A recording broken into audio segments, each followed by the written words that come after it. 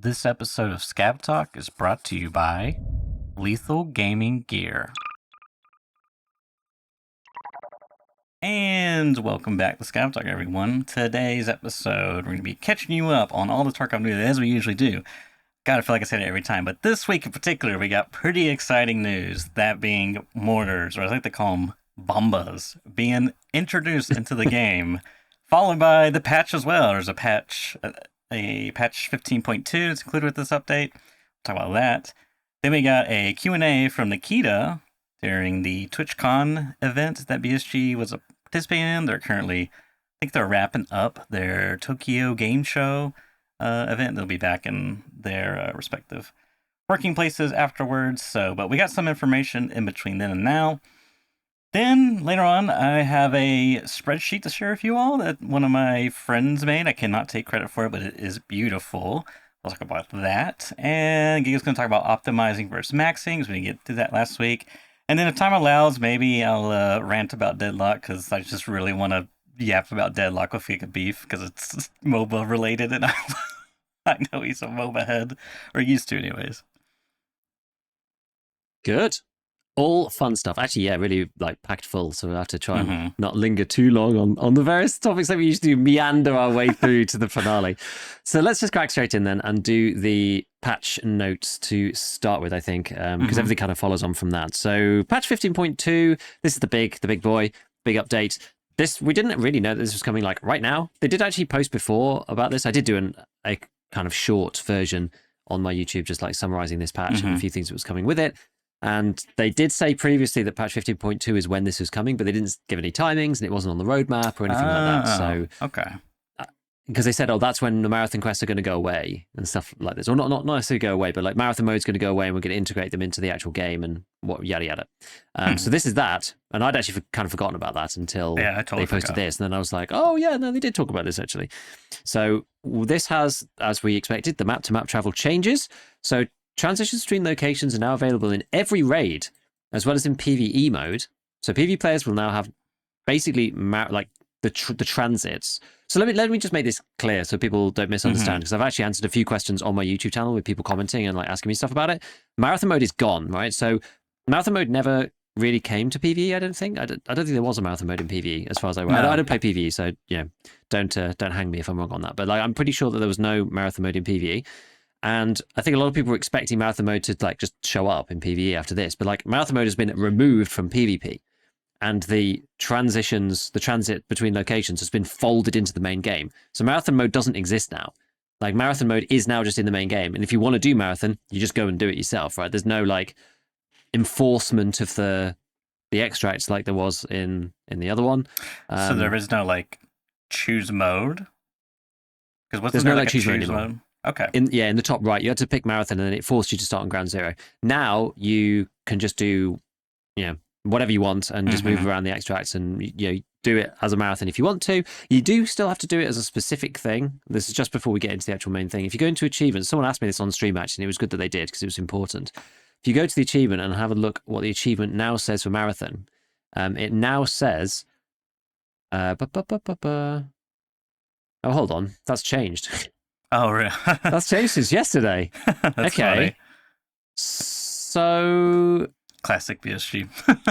Okay, so yesterday it said visit all of these locations beginning on ground zero and ending on shoreline.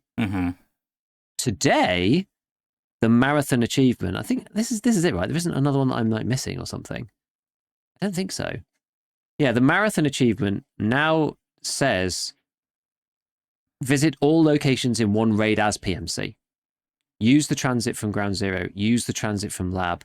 Use the transit from streets. Use the transit from blah, blah, blah.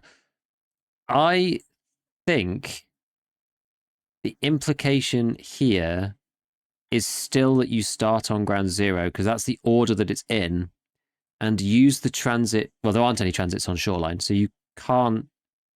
Well, no, there are, but it goes back to Lighthouse. So I think the implication here is that you need to finish on shoreline, because shoreline, use the transit from shoreline is not listed there. Yeah, and so that's the logical conclusion to the snaking path from top to bottom. exactly. And so I'm just trying to think on the fly if there was any other way you could do this. Because now that there's some loops, okay, well, I'll think about that while we talk about the rest of it, because the rest of it won't make much sense until we've gone through some of the other changes. So the transitions are now folded back into the base game. Transitions between locations are now available for player scavs. So if you want to, you could do like marathon scav. You could just like stay in raid the whole time and do like scav marathon. I don't know why you'd want to do this, but you can. I don't know whether you can try. I haven't actually tried it yet, so I don't know whether you can like transfer items with cash, because you don't have any cash to start with the scav usually. I mean, sometimes you start with 50k, but I don't know. Like, I'm not sure yet. As a technical question, are the extracts, like these marathon extracts, are they differentiated at all when you check them with the HUD, like the check extracts button? Or they just listed? So they all come up. They all come up as because it's like transit to X. They're comes orange up. So still. it'd be like, okay. Or like, yeah, red at the beginning, and then they like change afterwards to yellow, white. I don't remember now. But anyway, yeah. So you open up into the map, and it's just like just billions of extracts now, depending on where you. Oh yeah, because they basically added more extracts. Yeah. Because there's loads, and on some of them there's 3. So as we will see in a second. So the biggest question that people are asking about player scavs that's already been asked in chat is, can you go to labs as a scav if you spawn in with a labs keycard, or you find a labs keycard, in your bag? Because you might be able to. Is like possible. Apparently, Very Bad Scav is trying to get labs keycard and like beyond, because there's a new transit on factory or whatever. So anyway, maybe I'll try it too. So they added a bunch of new transits. Like I don't know what the easiest way to think about this is, but you can draw it all out on the map in theory. But basically, right, the short answer, if you really want to see a picture, then go to the video that I did. But like, the short answer is all of the transits that existed already, they still exist, and there is now a route in reverse. So you can go ground zero to streets, and then streets back to ground zero. Whether it's the same, well, I guess I don't know what the actual extract point is for those new ones, because we only know them in one direction. The other way, it's probably somewhere else on the map. So I'm not actually 100% sure about that. And then there are 3 new map links that did not exist before. One of them is Customs Reserve. That one didn't exist previously. There is Woods to Factory? I'm getting myself confused even now. Is it Woods to... No, because Woods and Factory were linked before. I'm gonna have to bring it up myself. It was one of the other ones. It was because Woods went to Factory and to Lighthouse, I think, already. To Reserve, is it? Reserve to Woods. I actually gonna have to check. I think it's Reserve to Woods, I think. Yeah, because it's right here on the thing, on the notes. Yeah, but I can't remember which ones were the ones that already existed. Oh, I see. I've already forgotten, even though I did the video. So, so Woods... Okay, I'm wrong. So Woods was Factory and Reserve previously. So those exist in reverse, and then the Woods Lighthouse one is new. Okay. Because it used to be Factory, Woods, Reserve, Lighthouse in that order. So Woods and Lighthouse now have a link. So now you can Customs go and Reserve have a link. Woods to Factory, or to Lighthouse, or to Reserve. No, that's not right. Yeah, so Woods has 3 transits. Woods, you can get to Factory from Woods, you can get to Reserve from Woods, or you can get to Lighthouse from Woods. Can you though? Oh, because that was the one that already existed. Woods to Reserve. Gotcha. Yeah, I see. Because they didn't list it here in this. Okay, that makes sense. I'm tracking. So it's a bit confusing. And then Customs and Reserve now has a bilateral link between them. And then there's one on its own, which is Factory into Lab with no reverse. I'm just going to pull up your video at this point. I'm a visual person. I know it's ironic doing a podcast, but I am, dear sweet Jeebus, I am a visual person. So yeah, it's pretty close to the beginning if you just like scrub it forwards. So yeah, scrub it a little bit further forwards and like, yeah, there you go. So yeah.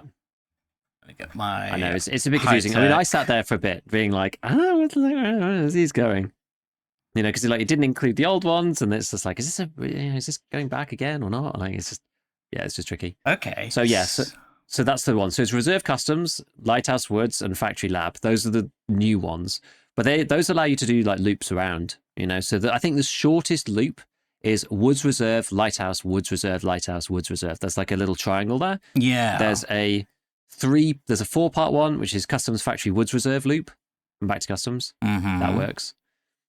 and then you've got the longer ones, which is like lab, streets, interchange, customs, factory, lab. Yeah. But you know what's interesting? I saw this pop up somewhere actually, Mm-hmm. and I haven't confirmed this myself. You know, maybe I can confirm this myself right now. Somebody posted saying like, BSG, this is a joke. What are you doing? This is really annoying. And it was about Labs access cards. Yeah, you can't hold more than one Labs access card on your PMC at any one time anymore. And I don't really know why, but this kind of affects this in some ways because it means you can't go to Labs more than once unless you find a card in the raid. Mm-hmm. Yeah. I mean, whether that matters, I don't know whether that really matters, but it's just interesting. It's like if you did want to go to Labs multiple times, you actually can't unless you find one. Your PMC can't hold a non-found non-found raid card. I guess that you're gonna find 2 found raid cards is like super low, so it's probably a non-issue whether they have that rule or not. But I assume that's probably the rule, is they don't want people spawning in and dropping a crap ton of Labs access cards. You know. I don't know. Maybe. I mean, I have found in raid. Wait, are these ones found in raid or not? They've got the check mark for the quest. Means it's these found ones in should raid. be found in Yeah. raid. Yeah, it must be. Yeah. And Yeah. I can't hold more than 2 on my body. But I guess it's like non-found raid, and bring them in. I don't know what happens if you find one with, because I guess when it goes in the raid, you lose the found raid tag. So I don't know what happens if you find one in raid, whether you can hold 2, if you find 2, I guess, because if you're going into Labs, if you're going to a different map, I wonder if you found one. I'm also assuming the BSG methodology, we'll say, would be, let's say I found a Labs found a raid on streets, and then I go to interchange. When I spawn interchange, that found in raid gets removed, is my assumption, my baseline assumption. Just because BSG's way of doing things. You mean for marathon transits? Mm-hmm. I don't think so. Found raid stays with you. Yeah. That's actually, impressive. Mohari's in the chat here, who, for those of you who don't know, is Mr. Wiki, and says you can have 5 access cards in raid, but not take more than 1 into raid, apparently. And I definitely would believe Mohari, because they know all when it comes to the wiki and some of these things. So that sounds about right. Is that a new thing though? Because I thought that was it 3 before. I think you were allowed to have 3 or something, because basically the Labs people were complaining because it means that every single time you want to go in, you have to, because people usually just used to stack them in their container. Yeah. It's just they have to go and get a new one every single time, like whereas before they just used to spam it easily. So, but I guess because they got rid of the dropping or the found in raid requirement for flea, they probably wanted to attack the RMT angle. Yeah, something like that. Mm-hmm. That makes sense. Okay, sorry. Just wanted to clarify that a little thing. Okay, so you can do loops around the map now, which is kind of interesting. And remember, the reason why you'd want to do this, because I had a lot of people being like, why would you even want to do this? Like, what's even the point of doing this? Why would you want to just move to another map when you're like half beaten down, lost ammo, meds, whatever? And there's 2 reasons. One is niche, and the other one is like more reasonable. The main one is there's an XP multiplier when you go. Oh, that's cool. Apparently, it was there the whole time. They just never told anybody. So there's an XP multiplier, and you get, I can't remember exactly what it is, like 25% or something, and that's like builds up each time you do a transit. So that's really cool. You can end up getting tons of XP. Not that anyone really cares about XP, so it's like kind of whatever. But it's a shame that you don't get that for like skills and stuff as well, because that'd be kind of fun. But like XP, it's fine. That's a reason to go and do it at least. And then the second niche reason is you find a Ledox and interchange. Your only extract is Emacom, and you want to get that item out of raid. You don't care about your PMC leaving the raid per se, but you can use the transit to get the find and raid Ledox out of the raid without. Obviously, you don't get out of the raid, but it means you don't have to use Emacom. Or similar on Reserve, you can transit from Reserve to Lighthouse without using D2 if you don't have Red Rebel, and you can get an item out of Reserve, even though you end up on Lighthouse. The item in question that you had with you. You lost me. You had to start back from the beginning. When you transit, because I know you didn't actually play Marathon, when you transit between the 2 maps, you get like a BTR like little box that allows you to move items to the stash. A couple of items. Pay a fee. Not loads, just a couple. And you pay a fee to do so. And they come back finding raid. Okay. So if you find a LEDX where, or like something, just something valuable, Reserve is a really good example, and you don't have the Red Rebel, you're going to have to go to D2 or do one of the equally crappy extracts like the Train or whatever. You can just go, well, I don't care about dying on the next map really, but I do care about keeping my military power filter or whatever. So I can go to the Transit extract instead. I can put that in the special box, send it back to my stash file in Raid, and then I turn up on Lighthouse and then I get insta-killed by M61. But that doesn't matter because my power filter's back in my stash, you know? That's like the other sort of niche reason to do it. It's a secure container that you pay for. Yeah. With your rubles in your life. Yeah, sort of. Exactly. It's a survival game, but it's a survival game for a military flash drive rather than for yourself. Yeah, but that's actually interesting because then it makes... Yeah, I mean, your incentives could change mid-ray because if you're on Shoreline, you find a LEDX, it's like, oh my god, I could go to, depending on the extracts, you know, and how the raids played out, you know, maybe there's a people by, I don't know, Sniper Scav near Rock, and then you're just like, all right, I'm going to go take the tunnel extra. Wait, Shoreline's the end of the line. I guess you have to go back to Lighthouse. You can go back to Lighthouse. But anyways. Yeah. Sorry, I was going to say though, like, you just reminded me, I know that Shoreline's supposed to be the end of the line. I'm slightly saddened they didn't have a Shoreline to Reserve transit, because D2 bunker door is like on Shoreline. Like Shoreline and Reserve are like right next to each other. You can see the dome on Shoreline. You know, there's a Red Rebel extract on Shoreline that lets you climb up into Reserve, presumably. Where the hell else are you going from that extract? You know what I mean? So it's almost a shame that there's not like a little loop down that end of the map, because that would allow you to really go around all of them. Because Shoreline's a bit of a dead end in the way that it is right now. Yeah, I mean, I assume that's just because how BSG wants it, because Terminal's I think so. Final... You know, Shoreline's like the gatekeeper of the final mission, I guess, because Terminal would be the final one, and I think that's fine, but I also don't think it would matter if they allowed you to go to Reserve or Interchange or something. Like Shoreline to Interchange actually also makes sense with the map, because the train extract in the southeast of the map, there's the train lines there. Those actually go up, I think, to Interchange ultimately. Yeah. Via customs. So you could argue that they should go to customs first, but whatever, right? You could be like, oh, the stop's broken. I don't really care what kind of headcanon you use to justify it, but yeah, no. When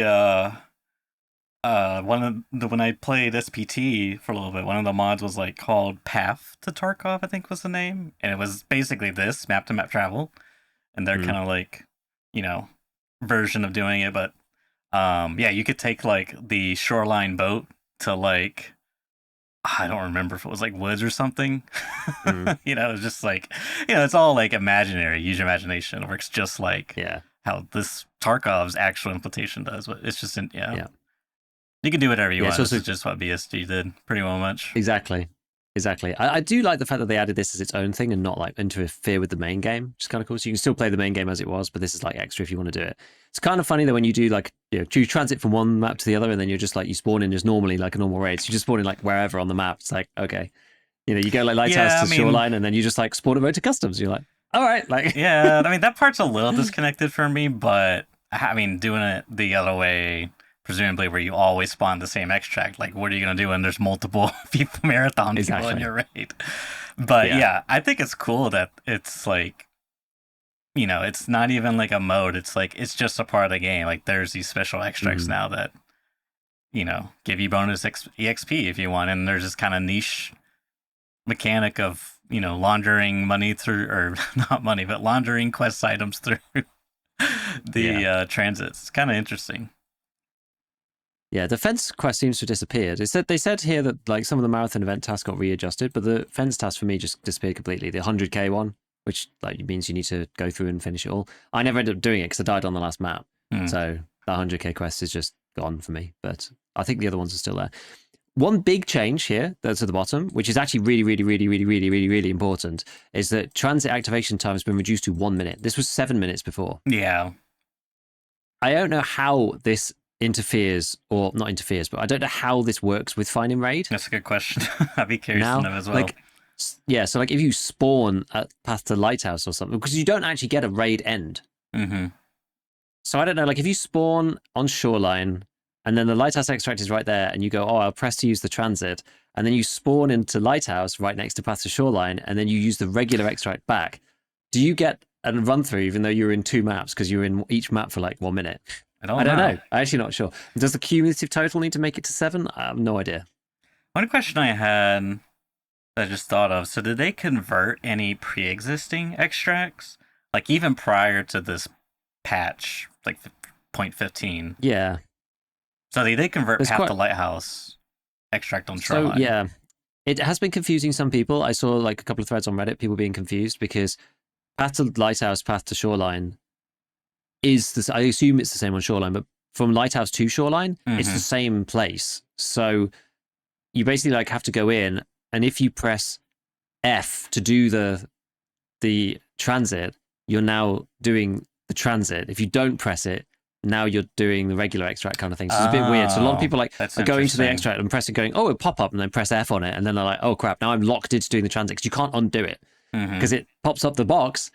And so once you've like opened the box up to transfer stuff, BSG is just like, right, you're now doing the transit, and whether you like it or not, and it's the only extract you're allowed to take now. I think in theory you might be able to go to the transit, open it, put stuff in it, leave and go and do more stuff in the raid, and then come back again, but you still have to extract out of that transit.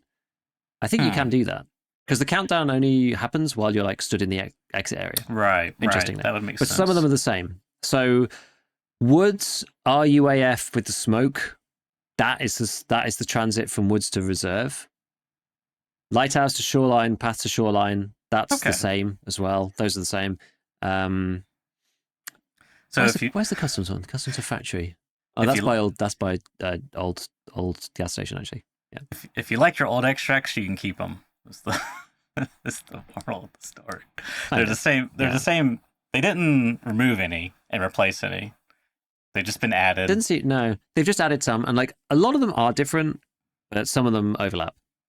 Yeah, and the ones that overlap, it's like option. You can opt in or opt out. Basically, you can do either. Yeah. Kind of thing. Even though it's not necessarily super intuitive, but yeah, you can opt in or out, which is good. Yeah. So yeah, this 1 minute thing is great because it just basically stops people. Like if you really are dedicated to be doing the marathon thing, it just means you spawn next to the extract. You don't have to wait there for 7 minutes, man. It was so painful. It's like actually the thing that put me off doing it. So I might go and try and do it again because 1 minute is so short. It's like if you spawn there, you can just take it. You know, you're not going to wait there and like have people roll up and have to fight people in the extra because it's just like it's awful. Especially Ground Zero. It makes Ground Zero like a million times better. The first 7 minutes of Ground Zero were just like so painful. It was so bad. It's that kind of funny that like presumably you will once this comes to fruition 1.0, there's just gonna be like Ground Zero is just like gonna be renamed to Hell on Earth or something because like everyone who's trying to move around the map is gonna be spawning at that location. Presumably, I mean there's a lot of assumptions, so there's just gonna be constant like all the hot zone is just gonna be that one extract. Oh man, it's crazy. A couple of people in chat are talking about like it's a good way to do the guide because you can run through to the transit, but with the XP boost, it's to survive. Apparently, I haven't tried this. I guess it works. So you can like if you do the guide rather than having to survive every map, you could just use the transit. I presume does that actually function then? It's like on Ground Zero, say if you spawn next to the thing, you wait 1 minute and you leave. Does that count as a survive or the guide? Even if it's like within a minute, that's the question. I don't know, but in theory, it tracks to me. Lots of people are saying yes, so I think that's the first one might not. I don't. Yeah, maybe I don't. I'll have to go and check it. I have to like just sprint there and see. Once it, maybe I'll do it for science once you have the guide because that's easy to test because it's the first one. It's not like the very final one where it's like, oh, you can leave out of Shoreline straight away because you should have enough XP to not get a run through. It's like no one wanted to test that for science because you've spent 2.5 hours going through all the other maps to do it. You know. Totally get that. Yeah. Yeah. So. Map to map's in. I've not really used it yet. And that was partly because I played yesterday intending to play the patch, check out all the stuff, all the cool stuff, whatever. Like BSG took the game down for the 5 hours. It was supposed to come back when my stream started. Couldn't get in at all. And then finally got into the game and I got greeted with the, oh, pick a character screen. Like you get on wipe, and everybody just like lost their shit. Like there was just like posts all over the place. People like BSG have wiped everyone's accounts again. I had like millions of people coming in chat just being like, everybody's accounts wiped. No, no. It was just like everybody just like went completely insane. Because I mean, to be fair, they did it last time, so it's understandable. But I just alt F4'd straight away. As soon as I saw like, you know, the bald heads of the PMCs coming up, I was just like, nope, we're out of here, boy. So we got straight out of there and then played Arena for like 3 hours basically instead. Then they took the game down properly again for the second time, probably to fix whatever broken thing they did. And by the time the game went back up, I only had 45 minutes left of my stream. So I ran in and got hit by one mortar and then died. So I guess that's like the next part is the mortar strikes. So with this patch, there's a new game event, Mortar Strike, that's been added. There's a very cool YouTube video that goes with it, which, I don't know, it's just a couple of bears and a couple of PMCs from USEC. There's a airdrop that someone's going to go and loot and basically go in and have a fight, but then there's a mortar strike and everybody dies. Kind of very Tarkov, like no one survives. And so the event says the locals have found a stockpile of mortars now regularly shelling the open terrain. During the event, it'll happen on Customs, Woods, Shoreline, and Reserve. Mortar attacks occur in all the game modes, PvP, PvE, and practice modes. Scavs, bosses, and other bots react appropriately when the mortar attacks begin. And there's a new task line for the in-game event. And the first one is called Blow Yourself Up. No, it's called Into the Inferno. But it basically is blow yourself up. It's like, rumors have it Tarkov's become even more dangerous. Who'd have thought it? Someone's targeting the certain areas with mortar fire. This is on Prapor. You better go and see what's going on. And yes, this means going right into the middle of those mortar strike areas. Yup. All right. So we've noticed the bombardments in the nature reserve, the military base, the customs office, and the coastline. Off you go. Pro tip, running right into the middle of the mortar strike does not get you the quest completion, because I took a mortar shell directly to the face and died and did not get the quest completion, which is extremely annoying. Apparently you have to go like nearby and wait for it to finish is the deal. Oh. So it says yes, this means going right into the middle of those mortar strike areas. That's not what it means. It doesn't mean that. So I just ran in there. I was just like, whatever. What's the worst that can happen? And I mean, getting hit on the head with the mortar probably was about that. Yeah, so that's that. And there's a bunch of other stuff. Like, so I think an airdrop drops in the middle, like once the mortar strike is finished, and there's like a bunch of weird new things in there. There's like electronic warfare modules and stuff, like items that we haven't seen before. And there's a bunch of different quests. I don't know how many there are. I've seen part 4 so far. That's what I've actually like seen. Where are the other ones? Let me see. So there's another couple, like hand over found in raid items, radar station spare parts.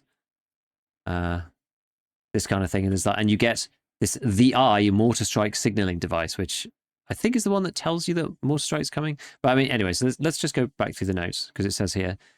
So players will be able to obtain unique rewards related to the event for completing the task. A special equipment item that warns about the start of mortar fire in advance.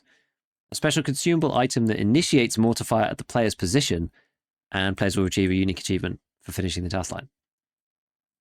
So yeah, you know that it's coming, and or can initiate it upon yourself. I don't really know why. I think it's a blue flare. From what I've seen around, I think it's a blue flare that you fire off, and then you get mortared. Yeah, that seems counterproductive. I thought when I read this, I thought it was like a laser designator that you like, you know, call in a mortar strike. So I'm like, dude, this is awesome. Like I was pretty hyped. I was like kind of feeling like I kind of want to boot up some Tarkov. I was debating it. So I don't know. It's a bit strange.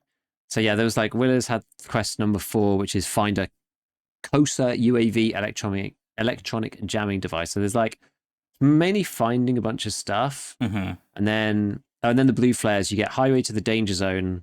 So there's only 4 tasks, and then you get this blue signal, which allows you to get mortared, I think. Alti55 says apparently there's a special yellow flare that drops an airdrop along with a mortar. Oh, that's a fun one. I like that one. Cool.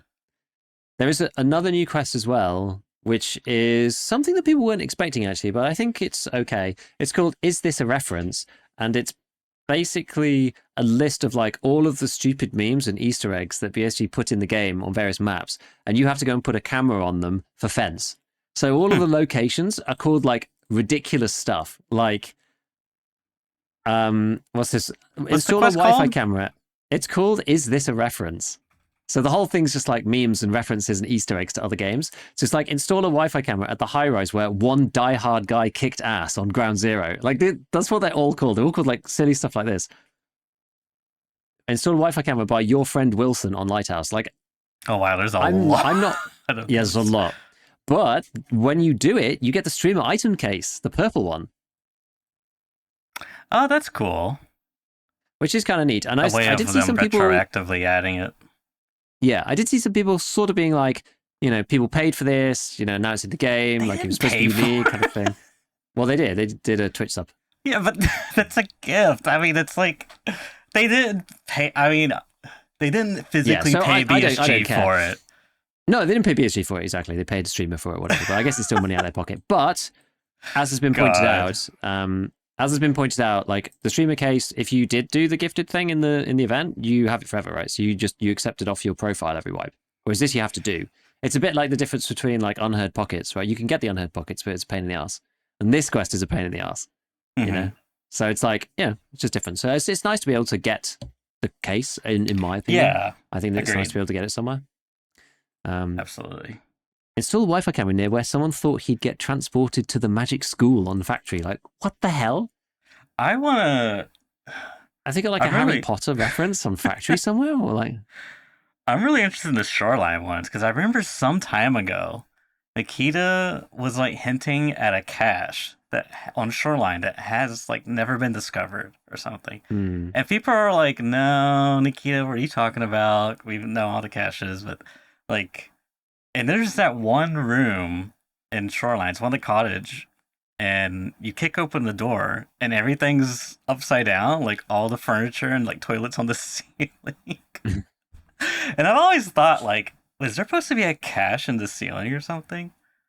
So I don't. And it's like, why is that room?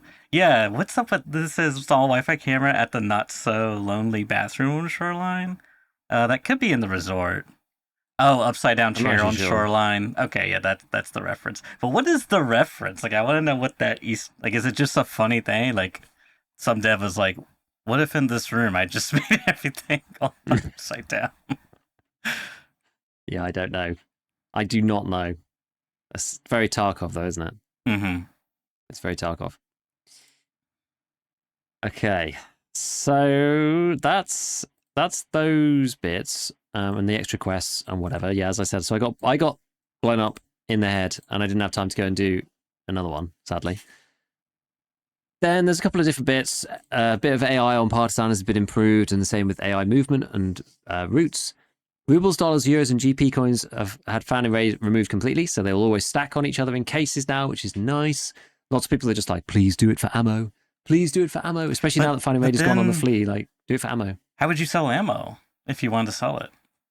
Oh, because there is no found in raid. It's all gone. That's exactly. right. And there's no quest that asks you to hand ammo in, except for maybe some dailies.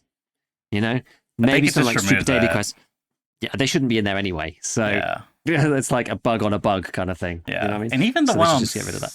For scav, like you get turn in ammo, it doesn't have to be found in raid, right? It could just be you just have to get the ammo. Like you could get the ammo off players or other. I guess other scavs would be found in raid, but. Yeah. So I'm trying to think of like any other edge cases for what could be wrong with removing finding raid from ammo, because I actually find finding raid being on ammo actually even more annoying than rubles, honestly. Especially nowadays that it's like not required for sale.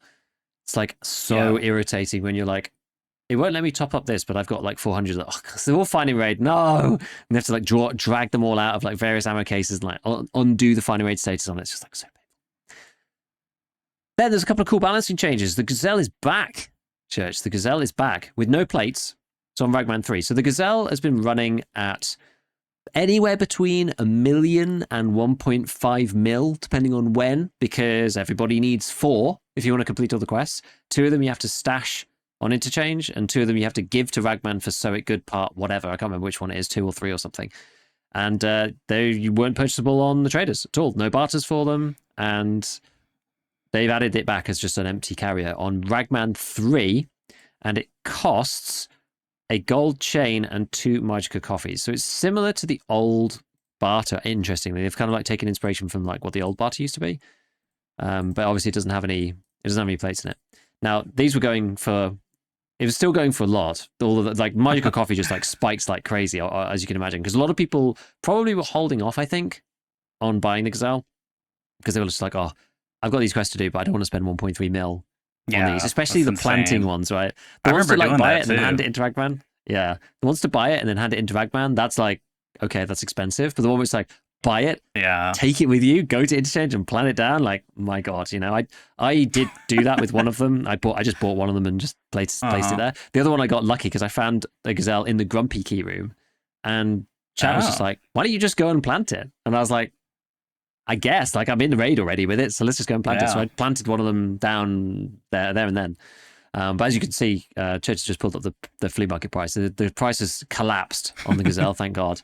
So it's now only 218k, which is still quite a lot. That's what it is right now on the flea. Yeah, that's still a little bit above, well, fairly above rate. But yeah, I mean, then again, I mean, quest items that you could purchase in Tarkov historically have always been very, very pricey. So yeah. So this will like slowly go down as time goes on. People are going to flip the barter as well as those, because it's got like, there's now 2 ways to get it. There was the original way, and then there's the barter way, and people are going to use the barter to facilitate more supply. Gold chains are currently 62k. So the reason why gold chains have gone up, and Magica coffees are 50k each. Because they're like, Magica coffees weren't used for anything except for, I think, a 9mm suppressor, and the bad one, the rotor one. So nobody was using them at all. And so people just weren't saving them. So people weren't, so there's a bit of a like demand shock on Magica coffee, which is quite funny. So like a Gazelle now costs you, when I say that was, so about 160k. So you can actually make money just like flipping this. You can just do that now. There's like a bit of money to be had there if you really, really want to. But so that's why I expect it to go down and down and down. And eventually it should be, I don't know, some like minimum price level. Like gold chains in the absence of this barter are like 30k minimum. And Magica's like 10k or something. So technically the floor is about 50,000 rubles, which... I was looking at it earlier because I'm actually in the middle of doing an armor guide at the moment, sorry.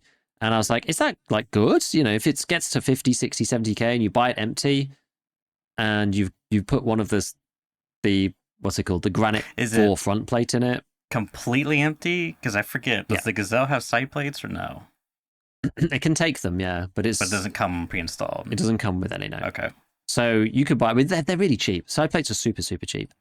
The class 5 side plates from Prapor from Peacekeeper are $74. So they're like it's like 10k. Yeah, 10k. So it's 10k for those two, and then you've got from the trader. If you do I haven't actually done the quest for it because it's not something I've pathed myself towards. But you can buy the Granite 4 front plate, which is the class 5 one, the diamond one for the Gazelle. That's 48k. So we're up to 68k total, and then you just buy a back plate of some kind. Like you can put all sorts in the back. You can put like monocleats and stuff in if you want to. You just buy like whatever from the fleece. It doesn't really matter. So you could probably buy a monocleat for like 15k and put it in the back if you want something like cheapish. It doesn't really matter what you put in there, to be honest. So yeah, then it's like 80k or whatever for class 5 armor. But the benefit of the Gazelle over like the Karund or the Bagari, for example, the Karund is class 2 base but has neck. But then the Bagari is class 3 base but it has no neck. So it's like the Gazelle's like kind of a hybrid of the two, right? You get neck and class 3. Yeah. So it's in that like upper echelon of armors. Yeah. There's not that many that are actually like that, and there's not many that are like that are light either. Yeah. It makes the Gazelle quite a good choice. I don't think it's that. How heavy actually is it? You've got to be very careful about the weights this wipe. Well, now that you say that, 2.9 kilos. Okay, so it's pretty good. Yeah, I was gonna say I thought it's like not the lightest, but it's also not the heaviest of the lights. If that makes sense. Yeah. The plates are unfortunately ceramic, as people have rightly pointed out. So it is kind of whatever. But like they're quite cheap. Like 47k for the front plate. It's not that bad. It's not too bad.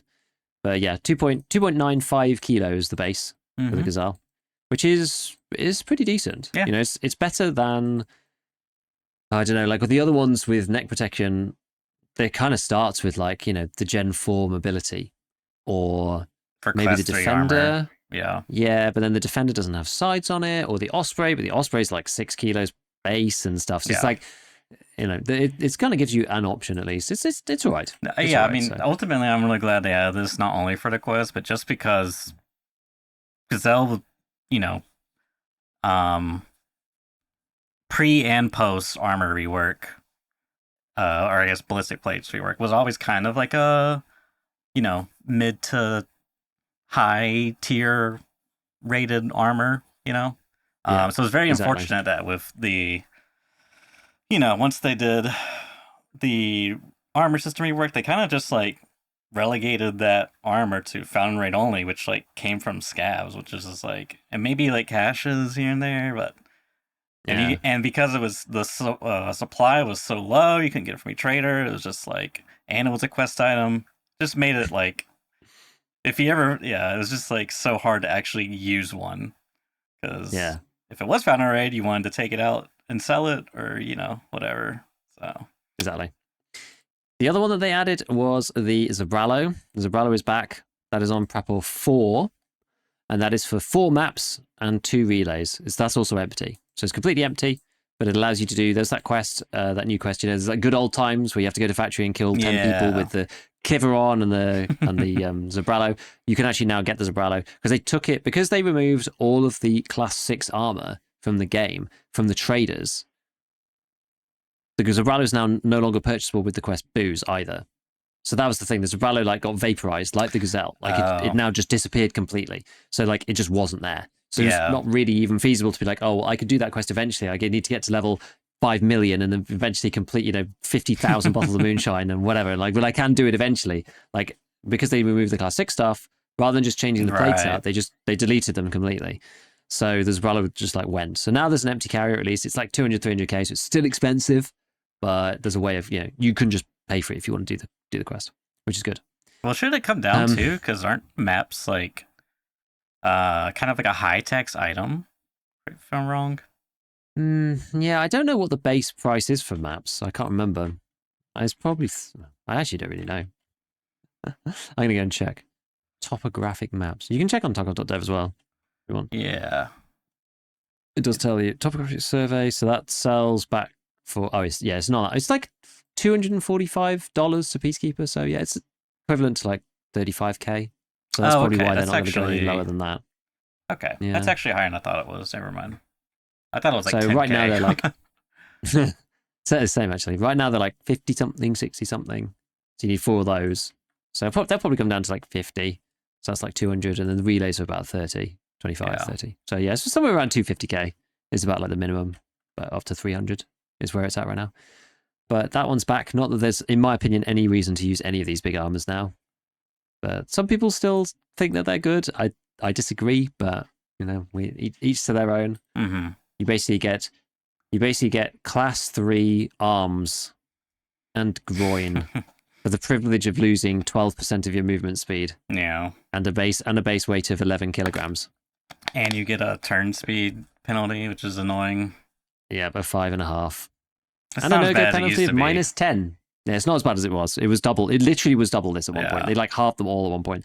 But yeah, -10% ergonomics is still like slightly ouchy. Yeah. Okay. So what else did they do here? So so those are the balancing changes. We'll just whip through the rest so we don't spend too long. Oh yes. Yeah. Yes, these ones exactly. So they changed the Vulcan helmet. They reduced it. So this is following the arena changes. Yes. So this has already happened in arena, and now it's happening in the base game, which is interesting. So they are actually keeping, because we were like, oh, they're deviating arena from the base game. Which I was pretty critical about, but I feel much better now that it's almost like the base game has followed arena on this one, which is okay because no one ever uses this helmet in the base game. Yeah. So it is an interesting thing about arena that I'm not gonna get us too sidetracked on, but it's interesting just like the difference in mentality between arena, where it's like, you're optimizing for points because you don't have to spend every raid on something.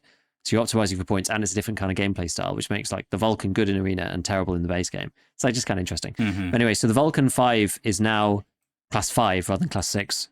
Less armor points, but it says lower cost, reduced wearing penalties, and increase the spawn chance. I actually don't know what that is now. I'm going to go and have a look.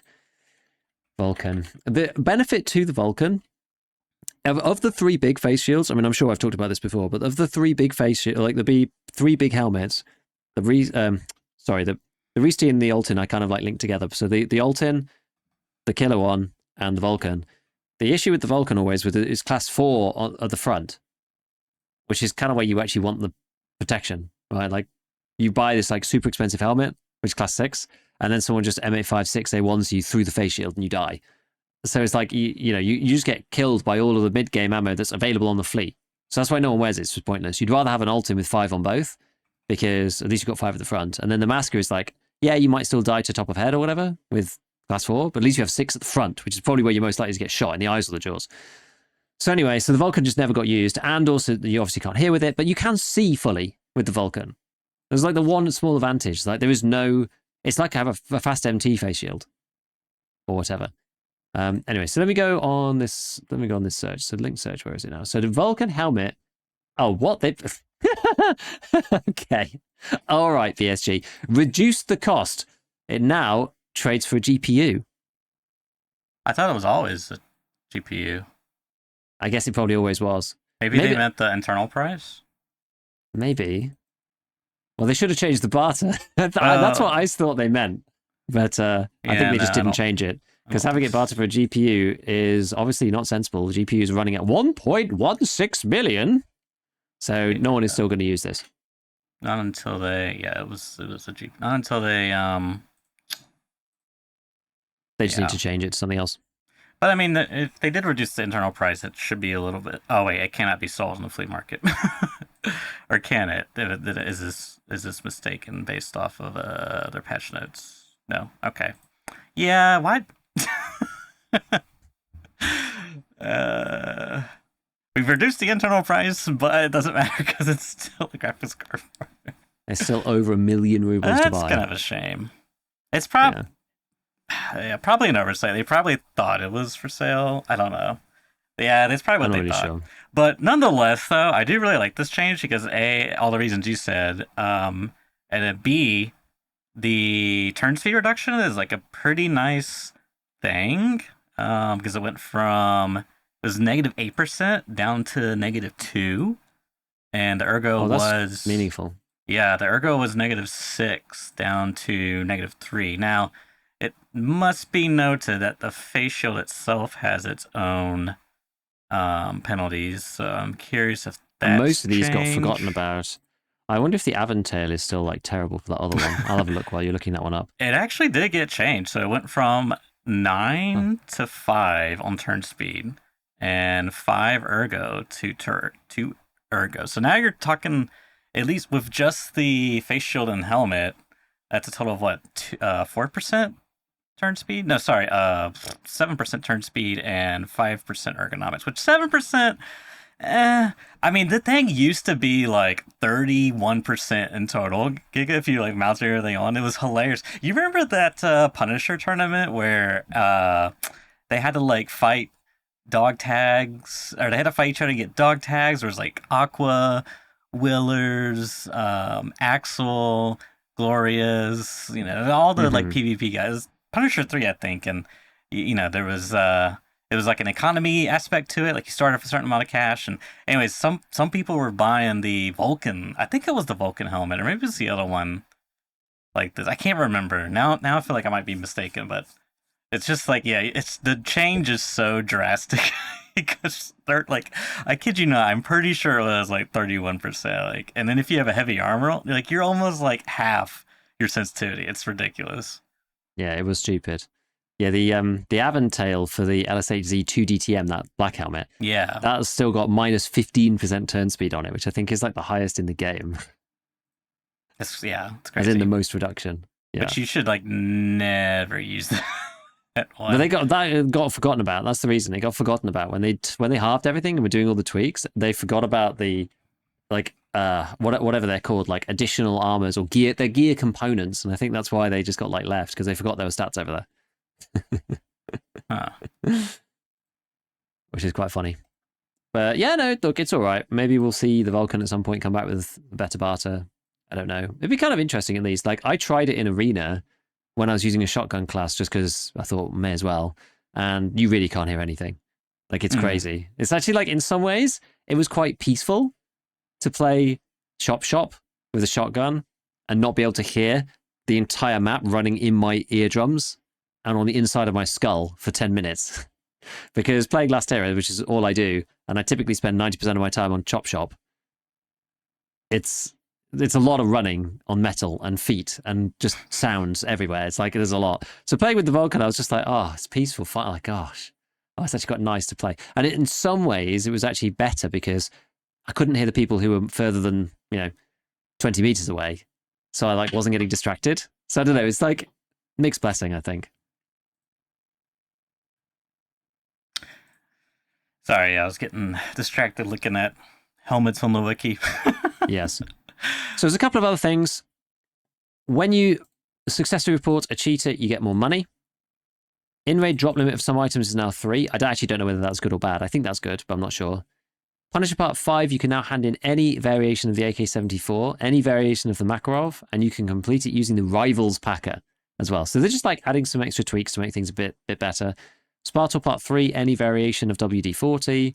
And then, I mean, this one just kind of annoys me. The adjusted task Slaughterhouse is where you have to melee kill people, right? Mm-hmm. Added the ability to complete the objective using the PR Taran Police Baton, APOK Tactical Wasteland Gladius, and the United Cutlery M48 Tactical Kukri. And it's just the fact that gets added manually is just bang head on table level of just add a flag or something. So that you add a melee weapon, and when you have to add it to the item pool, whatever, you're forced to add this flag in and what type of item it is, and then all the quests update automatically. It's just why do we have to manually add them all to every quest? It's like the quest where you have to use suppressor, but this one doesn't work and this one doesn't work because they were added in the middle of 2022. It's just well, to be fair here, who's to say they didn't do that this time around and they just decided to manually list them? Who's to say, eh? We'll have to check. Keep our eyes peeled for next patch for any melee weapon additions. I'm actually really curious though, the back end on some of this, like the Spotor Part 3, where you can use any WD-40, whether it's the 100mm or 40mm. I wonder how that looks both in the UI and the text, and then how does the back end because don't you gotta turn in 2, so you get to turn in one short, one long? I don't know, it's kind of interesting how that, because I don't think we ever had a criteria like that where it's an either or. Any of. Yeah, that's a good point. Oh, no, actually. Yeah, I don't know. I actually don't know. Well, let me know when you start playing Shoreline every raid. Yeah, I already did that one, unfortunately, so I can't check it now. Oh, yeah. I guess that is the earlier part, because you're already 41. Yeah, now I'm level 44. Gasp. Because I played Arena for 3 hours. Oh, yeah, I forgot about that. That's crazy. And in fairness, I did a bunch of tasks. So I did all of the dailies. I did the weekly as well yesterday because it was super. It was kill 50 people because I've re-rolled everything into Last Hero now because it's so much easier. And it was just kill 53 people. And I was that literally takes 20 minutes.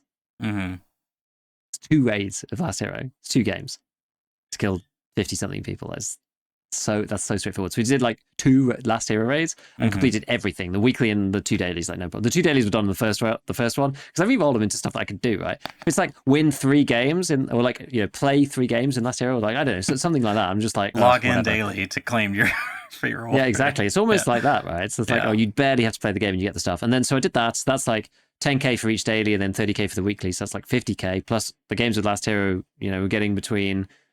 I managed to come first on the first one, so that got 14k XP, which was nice. And then I went to the base game and did a bunch of stuff there. So between the two, there's just so much XP.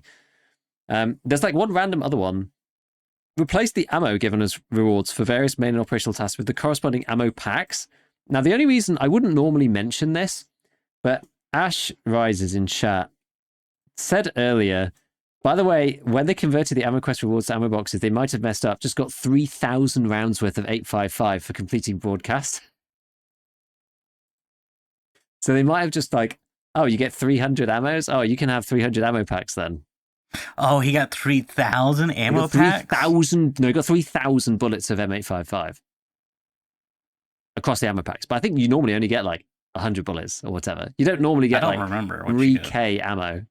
Well, I don't know. Sometimes you have those task rewards that are here's a bunch of useless ammo that you're never going to use. Thanks. 300 rounds of... you may not remember... let's put it this way. You may not remember that specifically, exactly what the criteria was, but 3,000 rounds of M855 corresponds to 50 stacks of ammo. And so, do you recall receiving 50 stacks of ammo for Quest for 4? Probably not. No, but I don't know. It's a lot of 855. So It is a yeah, lot. didn't that happen before with something? I don't remember what. How do you even there was like something else? Does this even track though? Because like,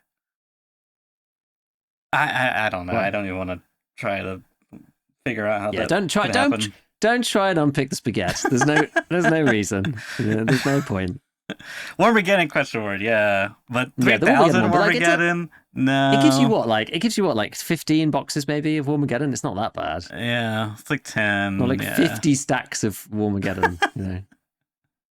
So they changed some sound stuff. Apparently, lamp sounds and occlusion of door and container sounds. This presumably somebody came into chat saying like, oh, they've made factory sound a lot better. Like they've changed some factory sounds. Because I think the lamp sounds is mainly factory, right, with stuff buzzing. You know, you send a grenade down the office corridor and you get the sound, and it's they've like fixed those apparently. So somebody was saying that it sounds better on factory. And then there's loads of changes. Let's not go through all of these. There's like a couple of important ones. Fix the double barrel shotgun. So the double barrel shotgun is apparently no longer completely borked. You remember like a couple of weeks ago, I was just like, oh, I was trying to do killing scavs with this double barrel shotgun, and chat said don't do it, and I was just like, I'm sure it'll be fine, and it was not fine. And like I couldn't shoot, I couldn't use meds or anything. Like it was crazy. Like you get, it's not even like busy hands. It's like busy hands on crack. Like you literally can't do anything. You're like, you can move between your guns. Like you're just desynchronized from the server. The server thinks you're doing one thing and you're doing something else. And it's like something client side too, because the weapon won't even fire. It's like, it's mad. It's crazy. And you couldn't even reset, like Alt F4. Couldn't even Alt F4. You were still and bugged. do that. So yeah, you're still bugged when you come back in. And I had somebody like sniping me from Sniper Rock, and I had him like banged to rights, and then I just went, and there was no click even. It was just like literally did nothing. And I was like, well, I'm screwed. I can't take painkillers. I can't fire my gun. Like I can't do anything. Like I can't med or whatever. I'm just gonna have to just run and hope. Pacifist event. Exactly. So apparently that's fixed, the double barrel shotgun thing. I've had like loads of people coming in being like, the game's just like so screwed for me right now. Like I just can't play. Like I'm just getting busy hands bug. Like constantly it's just not working. And I was like, are you using the double barrel, for example? Like just have interest? And they're like, oh yeah, I was. And then the other guy was like, oh, I was doing Hell on Earth Part 2. You have to kill cultists with the double barrel. I was just like, yeah, it's the double barrel. Like that's the problem. Okay, so what else is there? Was going to mention fixed teleporting after jumping over barbed wire or sprinting. I think that's related to the sometimes like couches or mattresses, you'll get like a network thing, you'll get like teleported around. I'm assuming that's a bug related to that, but I personally haven't ran into that issue, but that's my assumption. I've never seen it. I've never seen that myself, no. Fix the bullet velocity values for 12.7 by 55 millimeter caliber ammo. That's the Ash rounds, yeah? It is, yeah. Now this one, I actually didn't know what this was, and I said on my video, what is this? And Tower later came into my stream and said to me, apparently the certain ammos in this caliber are supposed to be supersonic, so they're not all supposed to be subsonic. And so I think they were, because they were all very similar. What were they before? Let me have a look. Let me find it. I think they were all subsonic. I think so as well. Let's go on the history for this thing. Let's just go and look at this one. Oh, wait, is that? Oh no, that's when it's been changed already. June. Yeah, so they were previously PS12, PS12A, and PS12B were 285, 290, and 300 meters per second. Now they're very different. PS12 is still 300, which is close to what it was before. So that, I guess, is supposed to be the subsonic one. PS12A is now 870 meters per second. That is a big difference. That was really fast, this guy. And then PS12B is 570, so somewhere in the middle. Huh. That's actually kind of interesting, because which one was 800? B is the good one. Yeah. The 800 is PS12A. So PS12A is that's the flesh one, yeah? Yeah, the flesh one. So that's the one with 10 pen and 165 damage. Yeah. So it's a bit like a shotgun slug, but fired out of the ash. What's the ash's like default MOA? 1.63? It's not actually that bad. And then PS12, which is the middle one, is like the uber slow one. Yeah. A special cartridge with a 33 gram subsonic heavy bullet and lead core. Okay, and the PS12A, a special cartridge with a 7-gram lightweight bullet with an aluminium core and a 2-layer semi-jacket and a lead interior, a bimetallic exterior in a brass case. Okay. And then PS12B, the 18-gram subsonic armor-piercing bullet. That's not subsonic, though. Yeah, it's flavor text. Maybe they didn't change. Yeah, maybe they... I don't know. I'm not sure. But speed of sound's like 330 meters per second, I'm pretty sure. I think so. right. I think that's like Mach 2 or something, or nearly twice the speed of sound. Anyway, so it's changed. The only thing that makes me just like wonder about this in the whole thing, I just have to think like, how does zeroing work with the Ash now? Does zeroing work at all? You never had to worry before because all the ammo was about the same speed, right? Oh, whereas now, what's it zeroed for? So it's zeroed for PS12, unfortunately. So it's zeroed for the really slow bullet. At least it's not PS12A. At least it's not PS12A. Wait, is that better or worse? I can't remember. No, PS12A would be better, I think, because this means that it'll drop. PS12 would drop more. If it's PS12, that means that PS12A will overshoot. It's like the shotgun problem. Yeah, it is the shotgun problem. Oh, so if you ever use PS12B will overshoot. PS12B will actually shoot, and PS12B as well. It's like nearly double the speed. Yeah, it'll shoot over the aim point. But A will shoot a lot more over the aim point of distance. Yeah, A will be a lot more. It's like nearly 3 times the speed. I don't even think the shotguns have a slug that's 3 times the speed. They don't, but the shotguns are kind of a special case because even though the initial muzzle velocity is similar, it's the ballistic coefficient on the buckshot that kills you. Because the buckshot, rather than it being like slow, like it's fast, but the buckshot's just like fast and then so slow straight away, and that's what gets you. You know what I mean? Yeah. So slow. When it comes spurting out. When you remap that over onto any of the slugs, then it's just crazy. Over any reasonable distance. But that's the reason why it still kind of works if you've got like a 25 meter zero or 50 meter zero. It's like just about okay. Whereas and this will probably be similar, honestly. Once stuff gets updated on Tarkov Gunsmith, we'll be able to actually go and track that. But probably, I don't know whether it would be then already. I'm not sure. Anyway, we don't need to develop. I said we were going to try and get through this without going off topic, but we're like, probably quite far in, and we're just to your point, though, far. I think it's interesting because then it might make that was kind of one of the things that put me off a little bit from the Ash was that the velocity of it was kind of like tricky. It's like something you had to learn, and it's always kind of just annoying having to deal with these subsonic rounds. It's like, I got to aim ahead, but then how far, depending on distance and time, and So it's kind of nice. It got a little bit of buff, a little bit of a nerf with the zeroing issue, but balance and all things. Honestly, like props to the people who, when I'm just like, I never use super performance because it fires high, and they're just like, I just like kind of know how much I need to aim low to hit them in the wherever, and I'm like, props to you people. You're insane, but respect. Yeah. Okay. All right. I think that's everything that's interesting. There was only one other little bug thing here, which was fix the ballistic plate compatibility with the Stitch Profi Defense Mod 2 in the plate carrier, because they had not parameterized those rigs with armor plates. They'd just not put any criteria on. So you could just put like the 2-part back plate at the front and stuff like that. So it was a bit weird. You could put any plates in them. There was just like no criteria. So they fixed that, apparently, which is good. There's actually an interesting one. I'm like doing a little piece about this in my next video, the armor video, about the Stitch Profi Defense Mod 2, because it's a bit like the AACPC. And interestingly, it's like one now of 3 rigs in the game that are like the AACPC. Before it was the AACPC and the Goons one. There was the CPC on the Goons that have this like armor wraparound, like soft armor thing, because all the other ones are class 2.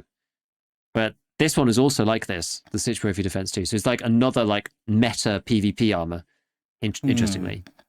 Not that it matters that much, because like everyone just buys them from ref, like CPCs. But it's like, it's interesting, at least to me, that there's like now another one in there. And it's slightly lighter than the CPC, the ACPC, but it's got negative debuffs on it, which is like a bit annoying. Give and take. It's give and take, sort of. Balance. I think the ACPC is still better, but exactly. So there's that, there's that. Right. We've touched on a lot of stuff with that. What were we going to do next? Actually, we did go through mortars and stuff in the patch as well. Actually, so that's pretty good. That was a bit Okay, of we two did for one. We did okay. Yeah, let's cover the Twitch con back on the 23rd ish, that kind of era. Nikita sat down for an interview, which is pretty cool. I have not seen this. I know you did a video on it. I watched your video in like 1.5 times. So and I don't remember anything because that's how my brain works.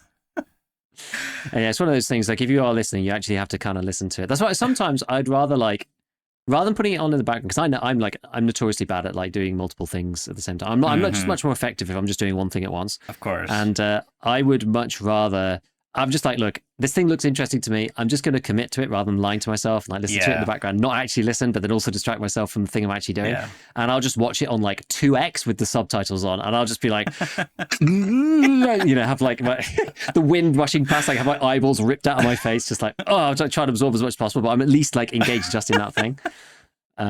It's funny. It does make it harder. I do the same thing. Yeah. Like walk out my office and I'm just like, why is everyone speaking so slowly? Like talking to my family, just like, why is everyone watching speaking videos like on 1x this? is like, God, why are they talking so slowly? My normal watching is now 1.5 and my fast watching is 2. Yeah, sometimes if I take it, I could put it at 1.75, but going to take it easy or whatever. It depends on the subject, actually. It depends on the format. Like I'm not going to watch a gameplay video on 1.5 unless it's like pure commentary, then maybe. But I'm not going to watch like an entertaining video on 1.5 or 2 even. That's just like, no. Yeah. But I think like, especially with the interview format, because there's a lot of blank space, you're better off. Or a podcast, but don't put it on two times because... People are like, I'm putting it on 2 times right now. Well, I'm going to have to speak extra slowly to compensate because you can't put it higher than 2. Take that. Anyway, yeah. So in interviews and stuff, I typically just put those higher. But like if it's a dedicated somebody, just to like, for example, Nice Guys videos or whatever, like you can't, like, because he speaks quite quickly anyway, and it's like that's a factor as well. All the dead space is edited out. It's like you put it on 2 times and you do actually feel like your brain's being cheese grated, right? You can't actually properly concentrate. But interviews is easy. It's very easy to do. So there's like lots of stuff in this interview. I don't know, like whether we want to just pick and choose some parts of it. Like, as I said, I did do a full like breakdown of the whole thing. And there was I actually uploaded the VOD myself, unlisted, just on there. So if people did want to watch the whole thing, then they could underneath, which apparently, according to Church's thing, apparently 412 people did. So at least it was useful for somebody. What's like the most interesting parts out of this? So I guess just getting clarity on a few things, like at the beginning about aggression and the future of like the way Tarkov's gameplay style is supposed to be. Like, Nikita's like all in on the raid type stuff. We knew that, I guess, open world / like fully persistent raids, whatever, that's been dead for a long time. And he was just like, yeah, look, this is just, it's the way it's going to be. And just across the general interview, he spoke quite a bit just about, we're adding a few things, but we're really finalizing stuff. So like what we've got now is like kind of like, this is kind of it. We're like adding storyline. The biggest change left to come is the storyline quests and all the prestige stuff. It's like all of the end game content. Have they fully, I'm hoping you can have a better track keeping up with this. Words is hard. Have they fully just like given up on the customizable rigs? Because I thought at one point they said they were going to freeze it, like, put it on hold and then they're going to pick it back up. I actually don't know where they are on that. I would assume that that's been canned. I would guess. I would think so too. I would guess. I think it's unnecessary personally. I don't think that they need to spend the dev time on it, right? There's enough, different rigs. Like now that we have the actual armor system and you can put, you can take whatever like armor plate carrier that you like and whatever rig you want with the other normal armors. I don't think we really need it. So I wouldn't be surprised if it's been canned. I haven't heard about that for a little bit. Maybe Nice Guy's got an update on that or something. Because I know he's been like doing some things with Nikita or whatever, but I haven't been. They might have even recently said it was canned some time ago, and we just forgot because that's totally. Yeah, I don't remember.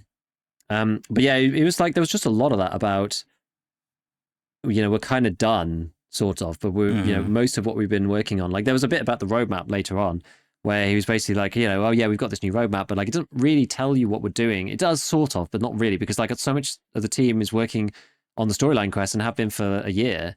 And there's lots of things like we can't tell anybody about any of this stuff. So the roadmap is only part of what's actually happening. So that's like the one big surprise left that's coming before the release of the game. So like that was, I don't know, it was just a lot more like final, which makes sense. He's been talking about that for a while now. And it does make you wonder whether, like, what's the big wipe is usually the Christmas wipe. So, yeah, usually the winter season. I don't like. Do I think 1.0 is coming in 2 months' time? Like, I don't think so. But I wouldn't say it's necessarily out of the question. Knowing BSG, if I was gonna have to put a time on it, it'd probably be like next Christmas or something for the actual release. But because to be fair, weren't they shooting for end of this year for release? If I'm not mistaken, or was that 2025? I can't remember. And I don't remember when that was said either, which you also have to like take into context. Yeah, I think that was like probably a year ago to date. Maybe a year plus, a couple of months to date, like sometime spring of 2023, when that may have been said, allegedly. Don't want to catch a lawsuit. Yeah, I'm not sure. I don't know. I genuinely don't know. Yeah. So yeah, there's like a lot of the stuff is kind of the same as what we see now. I think like a lot of the features aren't going to change dramatically. I think that's like, for me, that was like basically the biggest takeaway for all of this stuff. Things like, asking about whether we're going to be able to remove the flea and that kind of thing. Like he's just like, no, like he doesn't really like the flea, but like he's kind of got to keep it because it's where the game works now. And also just like hearing him being very honest about the way the game has gone, and hearing him basically say like, I love the idea of a really hardcore game where you find one grenade in a week.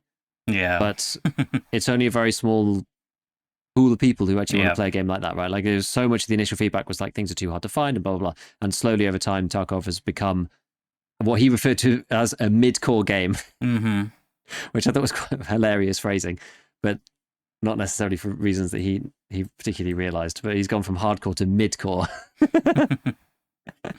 That's funny about mid-core. Well, it's just lots of people calling Tarkov mid after all the changes. So I just thought it was entertaining. But like I understand what he's talking about, because it is that, right? It's like Tarkov is less hardcore than it used to be, and that's okay. In many ways, that's okay.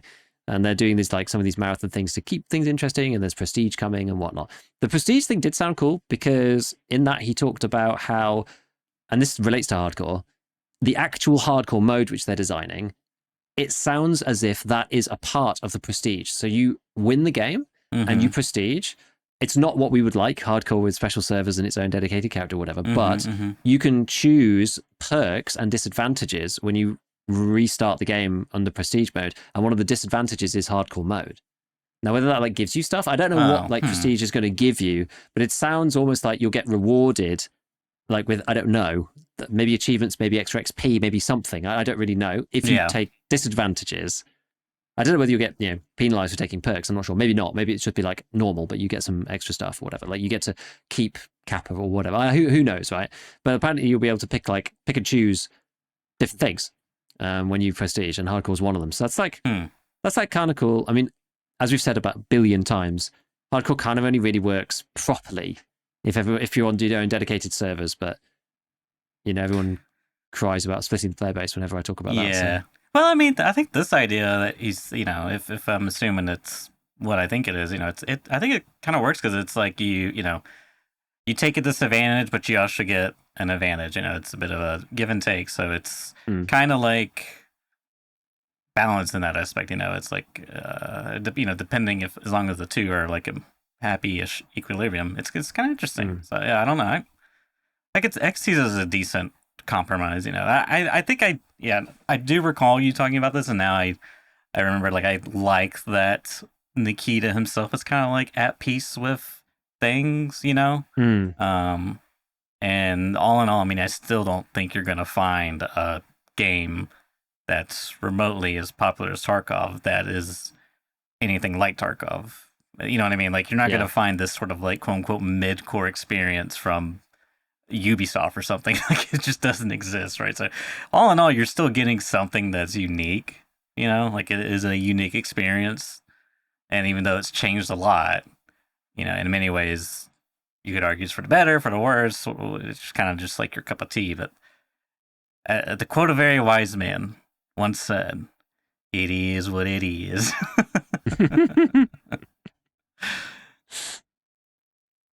Yeah, it's good Nikita's kind of at peace with stuff. He did seem in a good place with the interviews and talking about it or whatever. He seemed happy with things. So I don't know. I guess like he's probably happy that most of the unheard drama is behind him at this Yeah. point. He's probably in a much better state because that literally was just like, yeah, such an explosion. The other bit was he did talk about progression this wipe. Basically said it is too quick for various reasons. There's a lot more new quests. Arena obviously pushes XP like crazy. I don't know what they're going to do about that, but he said, look, they're going to look to balance it. He said the beauty of Tarkov is that every wipe is different. And this is kind of when he was talking about like no flee. He was like, we weren't going to do like no flee. That's not really a plan. But like, who knows? Maybe we do it one wipe for just one wipe or something. He's like, you know, each wipe is different. So, you know, we'll see what happens. But he was like, this is like the quick progression wipe. Like, think of it as a test. And then next wipe will be different again. So that's just it. So if anybody's like worried about it being like super fast progression every wipe, because like, yeah, what we're talking, like the wipe was not that, what was it, a month now? A month ago. A month and a bit or something. Yeah. And like even I am like level 44, which is, I think that's probably the fastest ever between arena and whatnot.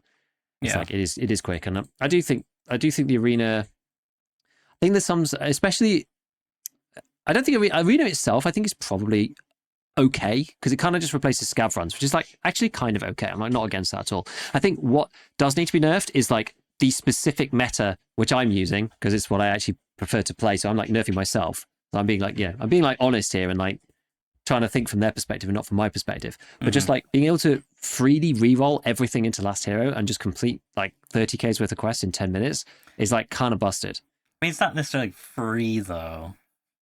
It's not free in monetary terms, but why don't I reroll in the base game? Well, because I lose trader rep. You don't lose trader rep in arena when you reroll as many times as you want. So you can reroll the quest like 10 times. It gets expensive, but it's worth it for the experience. You're basically just paying money for XP. And then you just play a token 10 minutes of arena and then you get 30k XP. It's just a lot. It's a bit like rerolling your dailies in regular Tarkov to get like a turn-in quest. But the caveat there is not only is the money increasing, but you're also increasing how much trader rep you're losing per reroll, whereas Arena doesn't have that same functionality. So maybe that's all they need to do is just add like trader rep penalties. Yeah, so I don't know. I mean, I don't really like the trader rep penalties because it just stops me from ever doing it. Rerolling, yeah. I mean, it's nice when you get a really bad one. Like go on factory, kill 50 scavs with a PM pistol while having a broken arm. Well, it's nice now because if you are EOD, if you're a regular player, you get one reroll for free now. Oh yeah, that's true. I forgot about that. Because that came with the. If you're EOD, you get two. Because that came with the Unheard edition, right? Or like, yeah.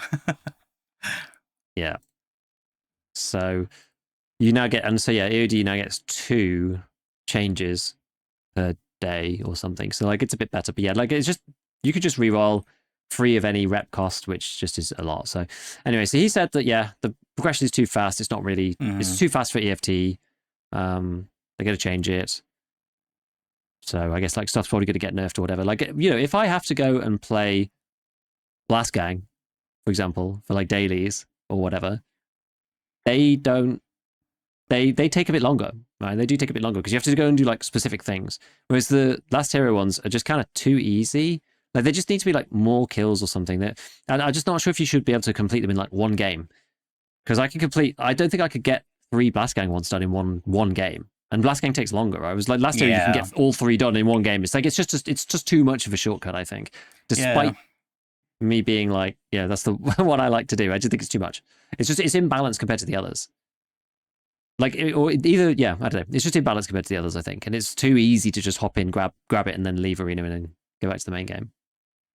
Yeah, I could see that. I mean, I would argue too. I mean, we're talking a lot about arena, and that probably is one of the bigger culprits. I would imagine. Obviously, BSG has a better sense than you or I do, presumably. But I mean, the extra quest they added is probably Like, I mean, there's a lot of quests that they've like. I mean, it's almost like XP, not debt. What's the opposite of debt? It's, it's just like Credit or every whatever. update you get a new quest, and it's like another boost to like how much XP there is in the pool of questing. Yeah. And then they have the 25 or the increasing XP bonus from doing that marathon mode, which apparently was always in there. Just they didn't mention it, so there was that. The quest for that, and then like not that money's really a big detriment to progression, at least for the last many moons. But money's probably easier to manage this way than ever. I would imagine. I would think Yeah. so. Yeah. There's a lot of contributing It does seem to factors. be. Yeah. Yeah, there are. So who knows what they're going to do with that? I'm not really sure. He did mention that they have started doing some outline work on a new game. Which Yes. is interesting. He didn't say what it was. The only thing that we know of right now, right, the default position is that they were building this like Russia 2028 Mm-hmm. game. And that was going to be the next idea. But obviously we're in near the end of 2024. 2028 is not actually that far away. Yeah. So who knows whether it's a different project or whatever. Like I said in my video cheekily, I was just like, once they've released the game and like they've done all the stuff and they've added a few DLCs or whatever and like interest is waning or whatever, like Tarkov 2 would probably go pretty hard if they could, rebuild it from the ground up, like unspaghettify it and whatever, like using all the lessons they've learned. Like, that would probably hit pretty hard, Maybe it'd be on Unreal 5. Who knows? Like it could be sick. Pull a Blizzard and give a Tarkov 2 with new improved graphics and changes to gameplay. Yeah. Overwatch 2 wasn't that wasn't the best, was it? It wasn't the best. But like in all seriousness, there still is no game like Tarkov. Yeah. And once they release, like, yeah, that's all well and good. And like obviously got to leave it a couple of years, or hopefully leave it a couple of years at least. But at some point, I mean, we're at that point. To be honest, we're way past that point at the moment where the game's like almost impossible to update without stuff going wrong. Like it's just, and it's going to look outdated in like 5 years or something. Like the game will look pretty outdated, I think. And like some of the old technologies just they're not going to be in there anymore. And like whatever. Like it does look like fine on its own, but I think 5 years is a long time in tech, so we'll have to see. Like I genuinely think that it could do well if they do it. Yeah, because I could like the game's easily going to lose popularity as well after release. Yeah. Well, I mean, I think it might be more of like a seasonal thing. Because I know they're gonna want to trickle out. Like their business model is basically from here on out is gonna be DLC, right? So they're gonna want to like trickle out DLC updates. So I could see them at least like 2 years, like at a bare minimum, and like 4 is pretty reasonable for me. But I would expect the first 2 years to be more business orientated, a little bit more, DLC stuff, and then the latter 2 years to be more like, oh, we did some updates and cleaned our files, I mean, but that all depends on the profitability of it all, of course. Exactly. He said in the interview, and this is what I mean, like he said, don't necessarily believe it. Like Nikita said in the interview that he expects and that he's planned on supporting EFT for the next 10 years. So he said. I do remember him saying that. I mean, I guess you can make plans for that and things can change, so that's fine. Yeah, exactly. So, it's obviously not written in the stone tablet of game development, but that's at least his intention. If they can keep could be possible interest in the game, I don't know. We'll see. We'll see. I'm sure they'll come up with something. If player counts drop to like sub 10,000, I mean they could easily just port in PMC AI from their PVE stuff. It's like if match times are too long or something. There's like basically like a PUBG. I don't know. This is like gross to everyone listening right now, but it's just realistically. I know. I think I threw up a little bit when you talked about it. That's what that green. I thought that was baby food. But I don't know. I was just kind of like, What are you talking about, Church? Like, everyone's like, no, stop! Don't give him ideas. Stop. Yeah.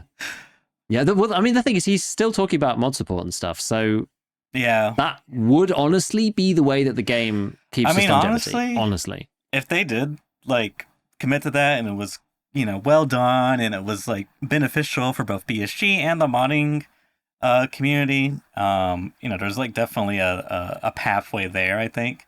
If they did that, I mean, I could totally see 10 years because like mods keep games going, and yeah, especially with Tarkov, like, yeah, you get the online aspect, but they've already basically integrated the PvE aspect and it's like co-op too. Like, yeah, I mean, I could totally see it. Totally. yeah. Because You kind there's of got the also just base like a there to do it, right? huge. Say again? You kind of got the base there to do it. Yeah, and there's also just like a huge portion of the community that doesn't want to go against Giga Chad randomly. They would much rather just like play the game for what it is, whether it's by themselves or with a friend, and have that type of experience. So, and Yeah, then you have the modularity of modding onto it. I mean, it would do numbers. we Maybe could not finally like. get dedicated hardcore servers. Yeah, I mean, it's in the wheelhouse of possibilities for sure. Yeah. Okay. Was that the bulk of it? I'm trying to think. I thought there That was was. the main stuff. There's just like a few random things here and there, so just pick up on anything that you feel is interesting. Like he's looking at the throat hitbox because people are complaining. Like they're using ETS and Unity's coming on there, and they might use it a bit more in the future. Arena's not going to become free to play. They asked him, and he's just like, no. Oh, Battle Pass. Mm-hmm. Battle Pass. Whoa, I did not see that I coming. don't. That was in. I don't think they talked about that in the actual interview. That was just on the roadmap, if I Oh, was remember it? Okay, I correctly. thought that was the interview. My bad. I don't think so, unless I've forgotten that No, it's piece. okay. But I was just pulling I from my brain. yeah, I think that was just on the roadmap. But I mean, it's sort of controversial, kind of. But as a lot of people have said, like, just depends what they do. Depends on what they put in there, you Yeah, know. yeah. So we'll see. I think that was the most stuff. Oh yeah, there's a bit about Tarkon, this Tarkov convention. He said it was Oh on the back yeah. burner, but they really want to do it at some point, which would be kind of fun. I'd love to go to a Tarkon. That'd be so cool. I mean, Imagine honestly, you as missed that. like even if they just do one event, I think that would be. I'm sure it's like a very passion project related thing. Like Nikita just wants to do this thing, just to do it. I Yeah, could totally see that. exactly. It'd be sweet. It'd be Yeah. awesome. I'd go to that for sure. Definitely, definitely. And that I think that's kind of it. I think that's kind of it. Like maybe there were some other bits, but nothing that I had like listed down that's Okay. particularly crazy. So what's this sheet that you've got? Ah, the sheet. You want to see the spreadsheet? Of course you do, I Giga. I love to see the spreadsheet. You know what? Like you can never ask me that question and me not say no. So, a friend of mine, one day, he told me he was working on a spreadsheet for all of the upcoming extraction related games in development, etc. And he's he's kind of the guy in the group who's just like really into like game dev. He actually used to work for Pixar, I want to say. Like his Oh, really? background is in like rigging, 3D rigging and whatnot, animation. Interesting. But yeah, he's always kind of had like a interest in gaming. So he's really like on top of. He's always like, guys, there's this beta coming out. We should play it. It'd be a lot of fun. It's like some quirky games. Like, great, let's do it. So this spreadsheet is really well made, and I gotta. Why can't I pull it up? Okay, here we go. And I told him to put up his um. This is why I don't watch videos on 1.5 while trying to multitask simultaneously. I told him to put up his Vimo or Cash App if he has one. I don't think he did, but anyways, it is really well made. So if you, I guess I'll post the. Hang on a second. Let me see if I can grab a link. I'll have this in the description of the video slash podcast. Can share a link copied. Okay, I'm posting the chats for the chatters, and bada bing, bada boom, we're back. So yeah, really well made. It's got definitions for different categories. There's like this table aspect, which I haven't really used that much. So yeah, it's probably hard. Let me blow it up a little bit because we got a weird real estate to work with. So there's different definitions, statuses. So you got tags, casual, hero, where you play as a specific character, BR, Battle Royale, NFT, made by Tech Bros hoping to get rich quick, persistent, Milsim, Survivor.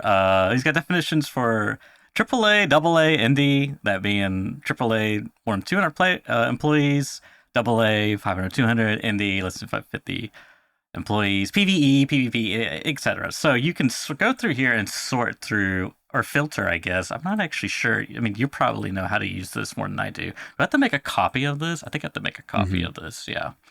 How do I do that again? File. Make copy. Make a copy. Yeah. Boom. I think I already have one, but I'll have another. Aha. So now we can, yeah, we can filter. So let's say I want to see in here. Let's sort by developers. I'm curious what the indies are cooking up. And yeah, let me see some early access in here. Boom. And you know what? I want to see some no single player perspective, no third person, no top down, only first person. And then we'll leave the rest like that. So we got, what do we got here?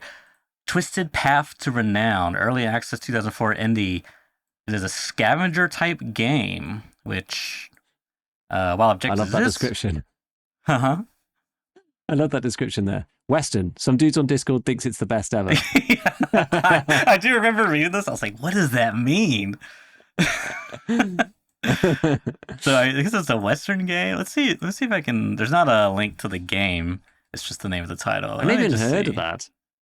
Me neither. I know half of these things, like even probably more than half. I've never even heard of things. And then look at this thing. Looks like what's that one game called? Hunt Showdown. This looks like Hunt Showdown. Oh, it's like, yeah, with mixed reviews. But allegedly, someone on Discord thinks this is the best game ever. So, and it's on Sheepsby's list. So I'm just saying, you gotta keep your eyes on it. Dark and Darker, of course. Yeah. Dungeonborn, which is the Dark and Darker clone.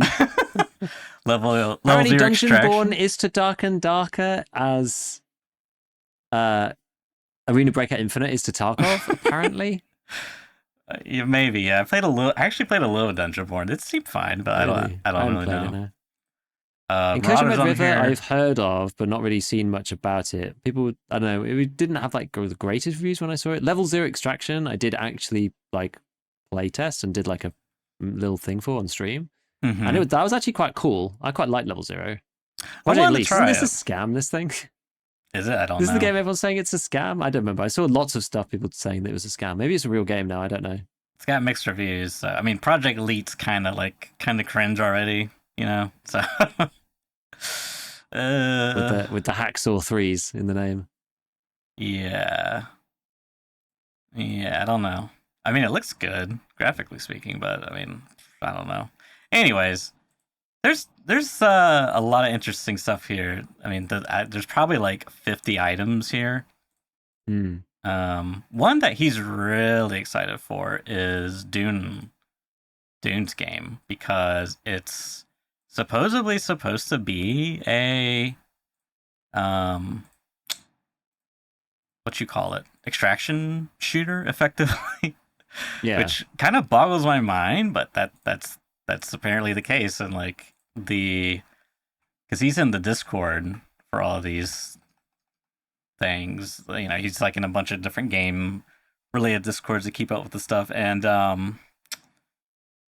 yeah, apparently, because there was a lot of, like, someone made a comment, like, oh, why is every new game coming out going to be an extraction shooter, blah, blah, blah, and I can't remember the developer's response, but yeah, apparently it was like, yep, there's a reason why they made it the way they did, and I'll be interested to see what it's like. I can't really, I mean, I guess I kind of can wrap my head around it. It's like you're battling for spice and extracting the spice. I don't know. I mean, it could be good. Yeah. The thing is, like, so many of these games now, like, dude, it's tough, right? It's like, you know, I think Great Warfare's got like good potential, for example, but it's so early in the game loop cycle. There's like nothing really there, and they've released their roadmap. And it's going to take years, and it's just like, you know, I hope there's some. I'm going to check it out after the next update, the night one, just to see what the performance looks like. But like that wasn't, you know, just that's not really that great, even on like the GPU that I upgraded to. And then there's this new one that people are playing at the moment. It's actually out. I saw like Very Bad Scab playing it, and it was the Forever Winter is the one that like Rilo had been doing all the videos about, and lots of people are really excited about it. It's like super stealthy. Like, have you seen much about the Forever Winter? Forever Winter. No. It's on the list here. It's basically, it's got like a very specific art style. It's kind of gory, sort of creepy kind of art style to it. And it's like it's a very artistic game. It sort of reminds me of like some of the old concept art for like old Metal Gear or that kind of stuff, like really old stuff. It's like, you know, human like machine hybridization art type kind of thing. But the whole idea is that there was a war between a bunch of different like continents or nations or whatever, and the people are fighting with robots eventually, and the robots go out of control, and everybody like everyone who's like in control or whatever like dies, and the war just carries on forever between like these AIs, and you're like a survivor, like a scavenger person, and there's just like war happening around you. You're not like part of the war. The two sides are fighting, and you're like in the battlefield trying to like find stuff. So you're a scav, basically. And it's basically a scav game. And it's, I don't know, like it seems, I haven't played it, but I've seen it be played. And I know that there were some people, actually, it was kind of unfortunate because the first review I saw was Big Fry's review, and he just like absolutely cooked this game. But then he himself got cooked in the comments. So I was like, oh, interesting. Because he was basically like, this game sucks. And most people are just like, you're not doing it right. And like, you're really not playing this game properly. And then I've seen some of the footage of people playing it like well, and I don't know. Like, it depends on what kind of gameplay you want. If you want like super stealthy, sneaky scav gameplay where like you occasionally shoot stuff and it's like, I can sort of see the appeal, but I'm not sure if it has like a long enough gameplay loop to be interesting. Like sneaking around for all eternity, I don't know whether that's a thing or whether that's even realistic either. Whether you do actually become more powerful as time goes on to the extent at which you can kind of hold your own and like not get murked. I don't really know. I don't know. But it does seem like kind of buggy as well. Like this is the thing. It's getting like very mixed reviews. Some people like love the concept, but the game itself is like good pretty early, and some things don't really work, and you can like click through stuff and whatever. But it's early access, so that's kind of, you know, kind of whatever. Yeah. I don't know. So like you can play it now. You can like play the early access. I mean, I actually like somehow this thing passed me by. I'd actually watched quite a lot of Rilo's videos about this game, and then suddenly people were like streaming it, and I was like, oh, like kind of whatever. Okay, never mind. So I don't know. Yeah, I'm not sure. I think jury's still kind of out. It sort of depends on what they do. It is unfortunately third person as well, which is I don't necessarily mind too much because of the nature of the game. I don't think the game's really PvP. No, it's just co-op tactical survival horror. Yeah, it's like exactly. So it's like co-op against, you know, the environment in the most like literal sense. It's like environmental, you know, AI robots, whatever, like scanning drones and blah blah blah. But it's quite hard as well. Apparently, it's like quite hard. So that makes it difficult to get into if you're not just like used to just sneaking. I don't really know. So yeah, I'm not sure. I mean, I could totally see something like this working. I mean, if you have like a decent progression system where it's kind of like Deep Rock Galactic, where you kind of like slowly build up resources, and with those resources you buy like perks that do little bit things, and you gotta like upgrade them, and then you can like prestige and get like big massive perks that like drastically change, and you unlock weapon upgrades. Like if you have all this stuff kind of integrated into the progression, there's definitely something there for sure. People, I know I do. I love me a good grinding of a progression tree. Yeah, so I don't know yet. I mean, I can't tell you either which way, whether it's good, whether it's not. I don't really know. I've just like seen a few things here and there, and from what people have said, I kind of think that I might actually enjoy this, especially solo, because I think you might be able to play it solo, because it almost seems like quite difficult to do as a group because you get spotted and whatever. Whereas like a solo, you can kind of be like more sneaky. Maybe I'm wrong about that, but I'd kind of like to try and give it a go at least. Which now that I've finished the Space Marine campaign, now I may have a little bit more. Oh, did you? A little bit more time. I did finish it. And it was glorious, but it's just such a. It's like I've said to a few people, like that game doesn't need to be a game. It could easily be a film, and it would give me exactly the same feeling. Like, it's just so much of it is just about seeing the thing. It's just seeing the thing. It's seeing the thing, the game. Yeah. It's like the stuff that you did through the whole teen years, you know, play this thing, whatever. It's like, we had like some teasers of it with like, I used to love Dawn of War, the strategy game based on 40K. That was like a great game. But it's like, you know, that was actually really good. But this is like on a whole new level. Just so insane. It's like, there's one part that's just like Dreadnought just like bursts out through the wall, and you're just like, oh my god, just like, and there's like a section where you follow everybody into battle, and it's just like, oh my god, this is just so good. I was basically just like, crying to my friends over Discord, just like, it's so beautiful, I can't believe it. So good. Yeah, I watched, Video Game Donkey, the YouTuber? No. Okay, well, he's pretty fairly popular YouTuber, kind of makes like, I guess nowadays he makes like gags videos. I don't know what he's more known for, but anyway, so do like a review video of something, and it's like, it's supposed to be comedic, and it was like him and his buddy playing 40K, and it was just some funny stuff in there. But yeah, some of the scenes that were just like, that's a lot of stuff going on screen. Like, there's just like aliens crawling everywhere and it's crawling on top of each other. It's pretty cool. Yeah. There's some really cool tech actually to allow like swarms and stuff. They've kind of got it like aggregated in some way. I don't really know how. It's like either like there's stuff that's pre-rendered or things that they've somehow they're like one entity, even though it looks like 50 different individual things. Like, there's some really cool tech in there to make things look like it's it's like not exactly like Starship Troopers or whatever, but it's like the massed swarm enemy. Yeah. So like to do that in a video game is like hard because it's just like a ton of stuff happening. There were a couple of moments where moving. I was wondering whether I should update my NVIDIA drivers because like I don't think I have done since the release of that game. And there was like one section I was like running it like 100 FPS, 90 FPS, and then I turned around and it was just like go to 40 FPS, and I was like, oh my god, okay. So maybe I should update my drivers. But, yeah, because they do usually add something right for these new games that come through. Yeah. But no, it's been fun. It's been fun. Actually, one really cool thing that I didn't know about until I finished the campaign and then played a bit with friends was that so in the main campaign there's like 6 sort of missions to the main story, and in each of those you'll the main character in a squad of Space Marines. That's basically the deal. And if you want to play the campaign with your friends like take the position of the other characters within that group. But there's usually 2 other squads that part of the mission plan are going off to do other things to sort of help you towards your own mission. And once you finish the campaign, you can play operations mode afterwards, which is you play as those squads doing the missions to support the main character. And it's a really nice way of doing it, because rather than being like, oh, now there's some just extra missions to go and do, it's like, oh, you can go and do missions where like you already kind of know what's going on because like you did the main mission. And now you can see how the other people helped you through the main storyline. It's like, it's actually really neat. It's pretty clever. It is very clever. I like it a lot. I really, really like it a lot. After playing it, I was like, this is really cool. Because I do find that with these games, especially action-based games, and Tarkov is no different, that you can very quickly, and like, I mean, Tarkov doesn't really have a very good story, so it's just like, this is a bit different, but you very quickly just like do the thing the game asks you to do, and just like, don't really read or forget about why or whatever. And especially in a game like that, it's like you don't really care about like the mission particularly, like it doesn't really matter that much. But because you already went through the main storyline, you already know what the mission is about, so you're kind of like almost reinforcing your memory of the mission, because it's like you're doing it again but from a different angle. So you're like, okay, I don't really have to like try, and I already know what's happening. So that's actually like such a cool way to tell the story. It's really, really good actually.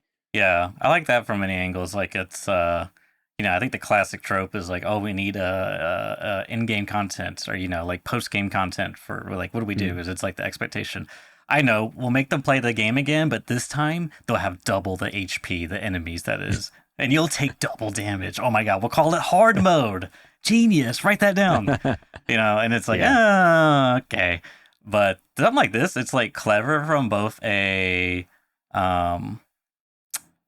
like efficiency, I guess, because it's like you don't have to like come up with a new quest line. You could do like, oh, I'm just going to create a whole new side story, which is cool. and great, but like now you have something to work off of, at least at the bare minimum, and Exactly. it's You've like, got like half of the assets, right? Because the yeah, map looks very similar, right? You're in a different bit of the same thing, but it's uh-huh, like all the same buildings, it's all the same rubble type, it's all the same enemy types, mm-hmm. broadly, right? Except for maybe a few, unique special like bosses you have to fight or whatever. It's like, yeah, it's very, very clever. It's very, very clever. So it's good. And I it's like it, like actually. you get to also add to the story because you're getting that Mm. other perspective from someone else. Like I like that too, because that's really interesting. Yeah.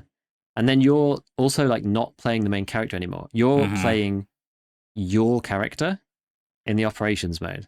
Because there's a difference between like the main character that you play in the story Mm-hmm. and then your Space Marine that's like you that you play multiplayer with.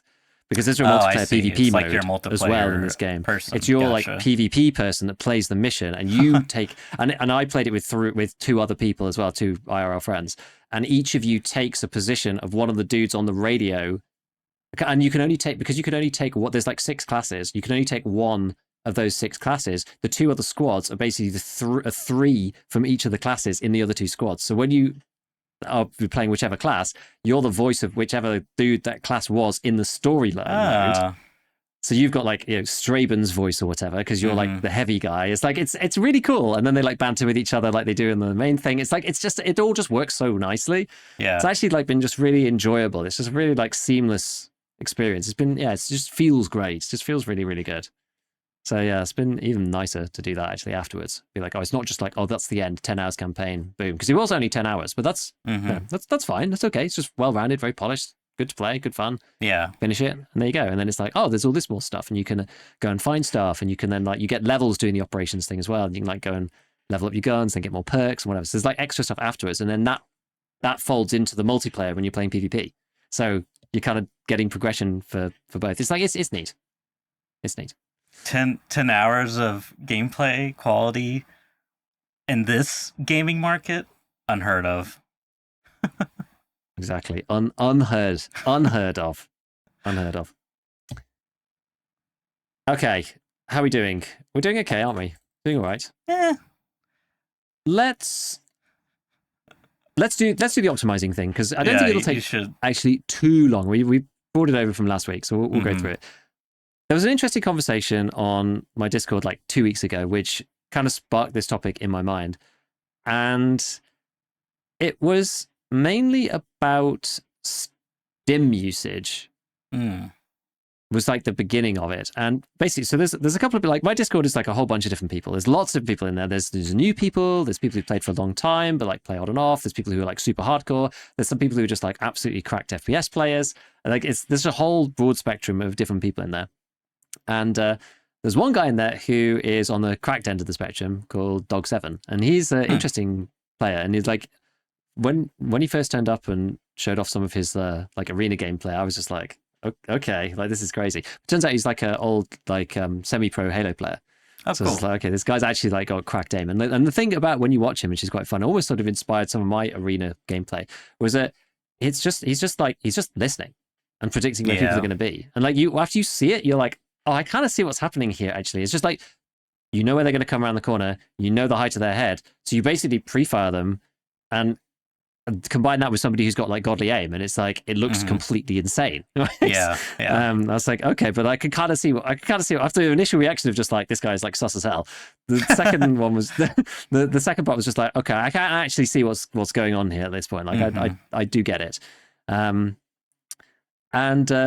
But people talk about the base game, and you know when you're super good, then it doesn't really like you don't have to economize, so to speak. And this kind of like brought up the conversation about optimizing versus maximizing. And this is about like the stims case in particular being like, you know, when you should use different stims and whether you should be on painkillers or not. And this sort of got sparked off because I put a picture in our like document actually. And that is Dog's secure container injector case setup. He brings 2. And one of them is entirely full of propofol. And the other one is like adrenaline, ETG, like 1 adrenaline, 2 ETGs, 2 SG6s, 2 Perforta rounds, and 2 Mildonans. If you can find it. It's in my notes I bit. can. I wish you Has could it got copy. the weird inverted thing? Yeah. Or do you have to screenshot it or some horrible thing? Oh yeah, let me do that. It's actually a good idea. I need to figure out a better way to do that. Well, it's just annoying because I can't like copy the image. I can't copy to my clipboard. Like, it just won't let me do that, and it's like, why? Why can't I just copy it? Anyways. Yeah, don't know why Google Docs doesn't let you do that. But yeah, so like this is like a lot of stims, and the long and the short of the conversation was basically like he likes to be on Pro Patrol 24/7. Mm-hmm. That's it. Like he's on Pro Patrol the entire raid, the entire time. Yeah, this is an interesting approach.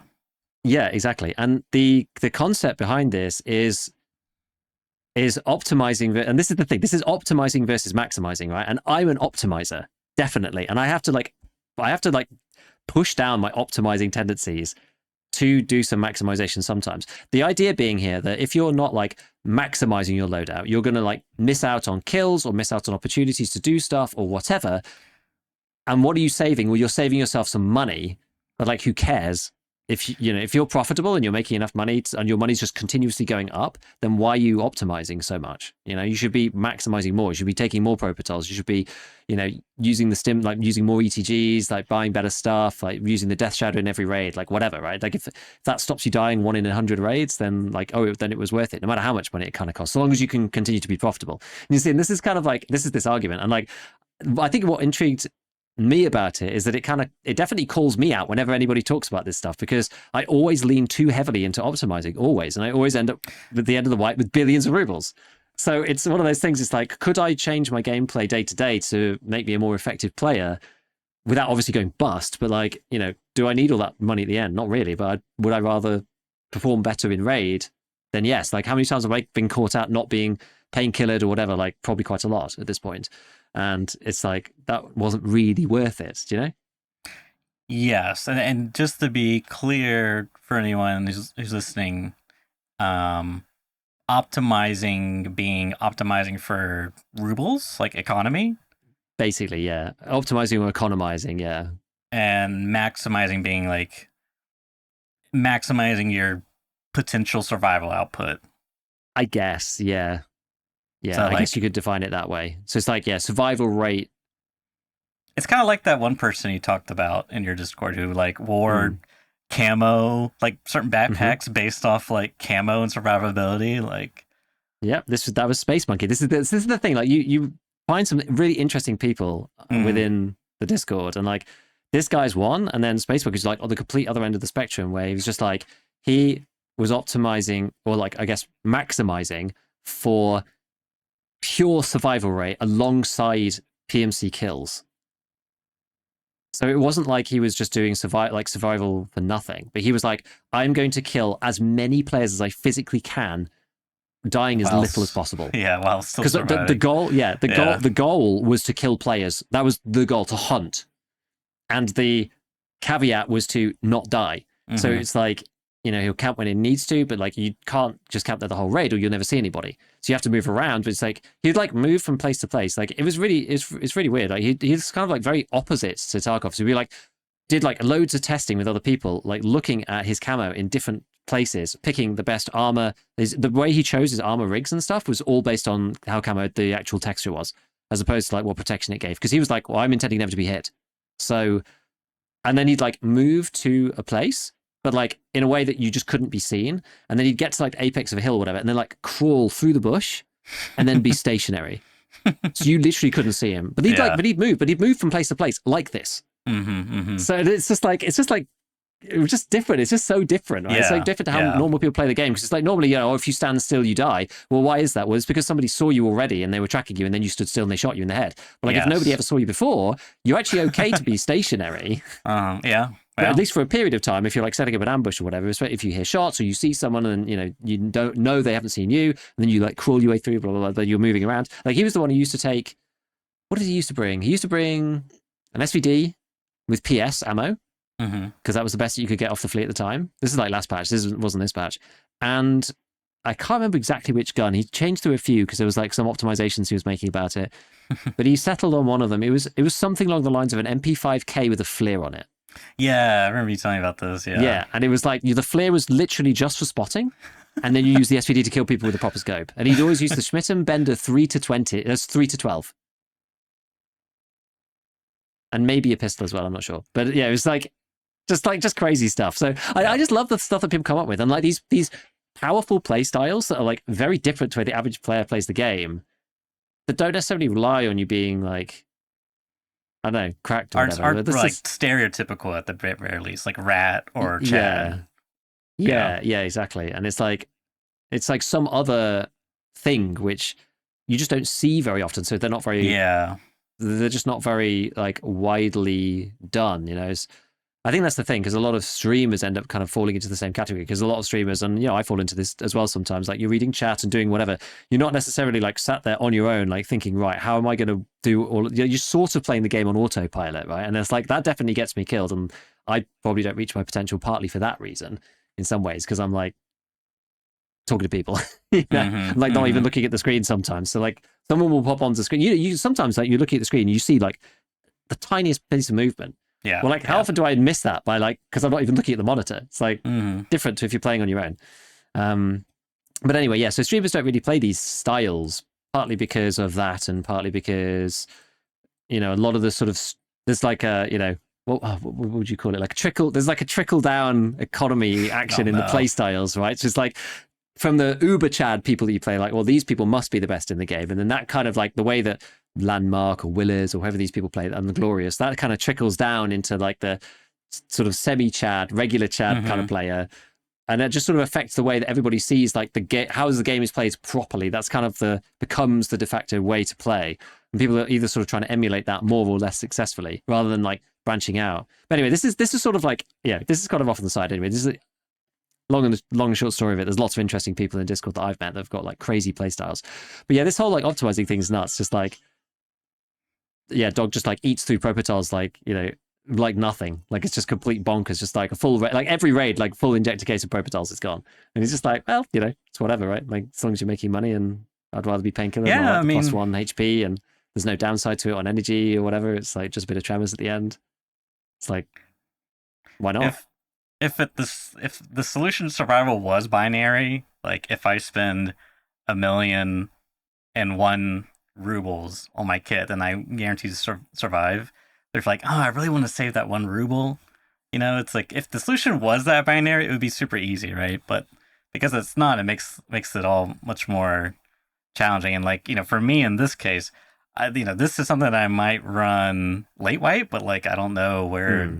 You know what I mean? It's like you get a decent amount of money. It's like, yeah, it's expensive. And if you don't die a lot, then it's probably good. Like there's so many factors comes into it, which I think it's all this to say is like it's a fun discussion about like the micro niche meta within individual people's play style and like skill as well, and how they adapt to certain situations. It's just like kind of why I do want a more difficult economy in Tarkov, because I feel like that really enables.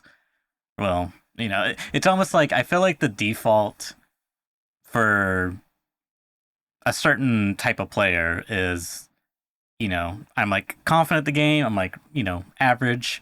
Now it's time for me to engage with the content. The content is go fight people and shoot people. And it's like, it's almost like once you get your money solved, and it's like, it feels like it's the default position you fall into, which at least for me, I didn't really enjoy, is it like took away anything to play with the money, the economic side. Because I like one thing I thought would be worth doing, which probably is, was just bring an empty ejector's case on like labs, and also one with stems on it. Like that's kind of obvious, right?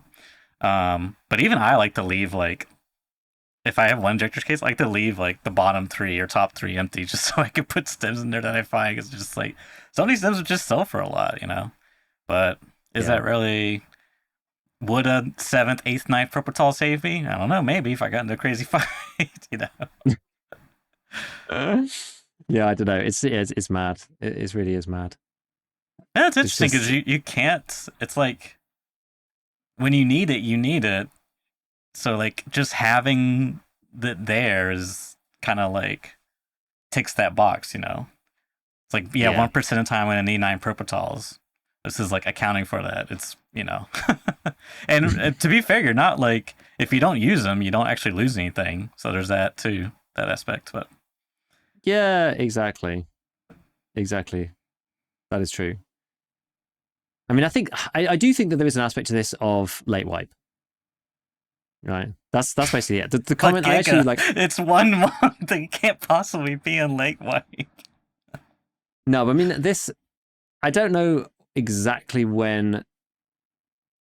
I mean, the thing is, some people are just crazy. Though. I mean, when was this? This was. Maybe it was long enough ago. I think this was actually. I think this was like before the wipe actually, because I spent so long like sitting on this topic that it actually was pre-wipe. I've just gone to go and check, and it was like 2nd of August. Yeah, so this was like before the end of the wipe. This definitely tracks then. And so that's like, you know, you don't want to do this at the beginning of the wipe. And this is the thing, like, you don't want to go bust, because going bust is like very, very negative to your survival rate. So you need to scale into this. And the comment that went with that picture originally was, you know, at 100 mil, there's no really real point in looting. You're just playing arena with extra stats at this point. So begin the serial druggy lifestyle and go bananas. But that's the thing. It's like, that's why I wanted to go and check, because I was like, yeah, this is like, you know, end of late wipe, whatever. Like, it kind of has to be, because you sort of have to build into this. But I definitely feel like I'm doing better at not being too stingy this wipe. I'm like, I'm improving for sure. I've like not bought any thick cases or whatever, anything like that. And I've been above 10 mil for a bit, but I haven't gone above 20. I've just kind of like stayed here, sort of in the 15 to 17 mil region. And I don't mind that, actually. That's okay. I'm like making sure that I'm trying to buy good stuff. I'm spending most of my money on guns, actually, just like trying different guns and paying for like relatively expensive builds, like 400k M4s and MCXs and whatever. So that's fine. Like, I could make more money if I want to, but yeah, as I said, there's not really much point. And also now, especially in Tarkov's economy, you can't, because you can't buy class 6. You just need to get in raid, like use the Lego medals, go to Grumpy's room, do Kibba.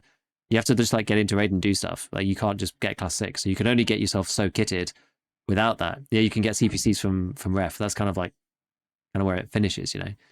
So I do think there's another part to that as well, because the GP coins is now its own currency and it's so easy to get. You now don't really have to spend money on armor anymore if you have arena. So now you can actually spend more money on guns and the other stuff, because you're not spending any money on like armor plates or anything. You know, it's interesting. People complain about content, lack of content. Have you ever considered just being poor? Okay, think about it. You have all the content in the world. You know how many scav runs you have to do? Like, just be poor. Being poor in Tarkov is the most fun. That's why people do like 0 to hero. Yeah. You know, 0 to hero marathon is actually hitting hard, I think, right now. People are just doing like, you know, you can now transit through the maps however you like and go from nothing and like stay in forever. Like, how long can you survive for, you know, go between the maps? It's like cool, because you have to leave eventually because of the raid timer. So you do get kicked out of one map into the next. It's like, you have to go, the raid you're still in timer raid. It's like ends, it just kicks you into the next map automatically? No, it's in like you'll die, right? You'll go. Oh, okay. But it puts like a cap on how long you can't just like stay forever. Right. So but you can stay in raid in the marathon when you go to the next exit. So it's like kind of cool. I've seen some people doing that for sure. I think that'd be kind of nice to do, like some marathon 0 to hero. Would be quite fun. Yeah, that does sound like fun. Because that kind of like puts you back in that poverty tier. That's why you're saying, oh, well, just try being poor. It's like, well, if you pretend you're poor and just play with nothing, then it makes the game so much more interesting, because now you've got to go and like find a gun and all this stuff. Like, I really loved playing hardcore when I played 2 or 3 wipes ago and did my like hardcore run up to level 15 or whatever it was. Like, it was really enjoyable, just like going and doing stuff. It was hard, but like that was fine. Once you got past that first little section of like not having anything, then it was like actually kind of interesting. It's like, oh, this is, you know, got this good armor, so I'll try and go do this quest, and now I know I lost it, and then, you know, it's like, it's just different. It's just different, because like right now, you can maximize. Yeah, like even now we're getting towards 1 month. A little too easy to maximize. You can buy like whatever you want, and this was the issue last wipe with being able to maximize to the best gear in the game. Whereas now you have to go and find it in raid, so it is better. But yeah, you're still going to maximize within the abilities that you're given by the game, right? So you'll be like the best class 5 armor, with the best helmet you can buy, with the best ammo you can buy, craft, etc., whatever from the traders, with the best guns you can buy, or whatever. So it's like, it's not changed fundamentally. It's just now some of that top end stuff you have to go in and get, which gives you more to do. which I do like. But half the time, in the process of going to go and get the stuff, you end up like in fights or dying or whatever. So you're just like, Yeah, it's almost kind of circular, which is sort of funny. Yeah, and it's tough too because I think new players, I mean, virtually everyone falls into this sort of meta, commentary about how the advice is like, save all your stuff, reach flea market, sell the expensive stuff, make a lot of money. So money gets really drilled in, and it's also compounded because that 1 through 15 gap, you don't have flea market access, and flea market just does a lot for you in terms of what you can and can't do, or have access to at the very least.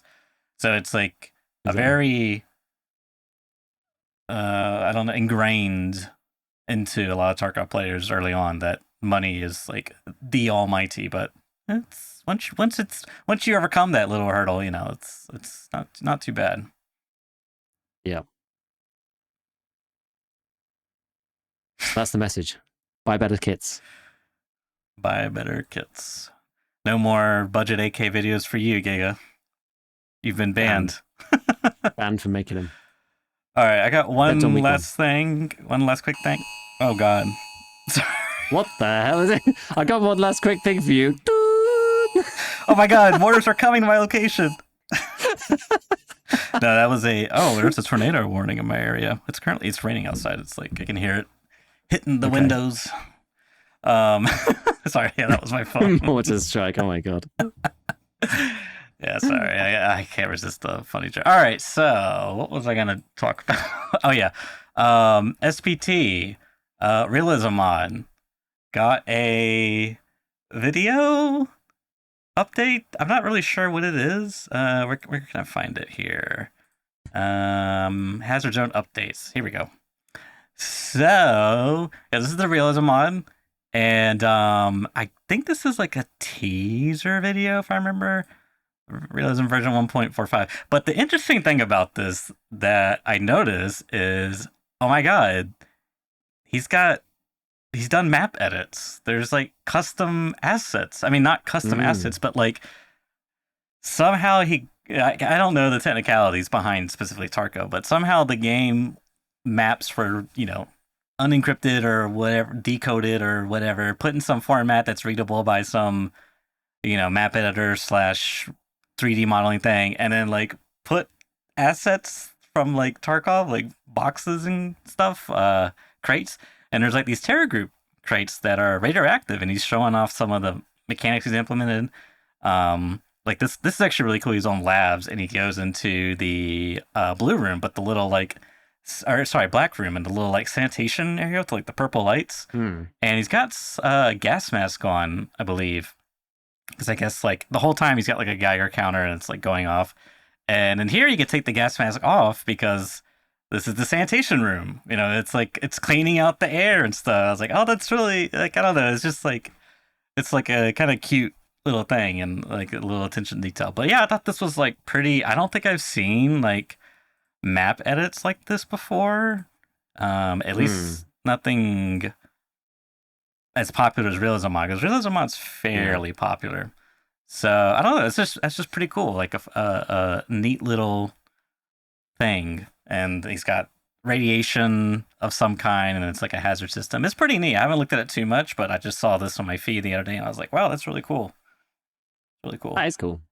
That is cool. I know there's like a lot of people talking about Tarkov taking stuff from the mod community or whatever, about some of the things that they're adding. And I literally, again, like I've said on here, just like, good. I'm glad they're doing it. Well, they're not going to do it as well. Whatever, right? Like, at least they're taking inspiration and like doing it. Great. That's all I care about.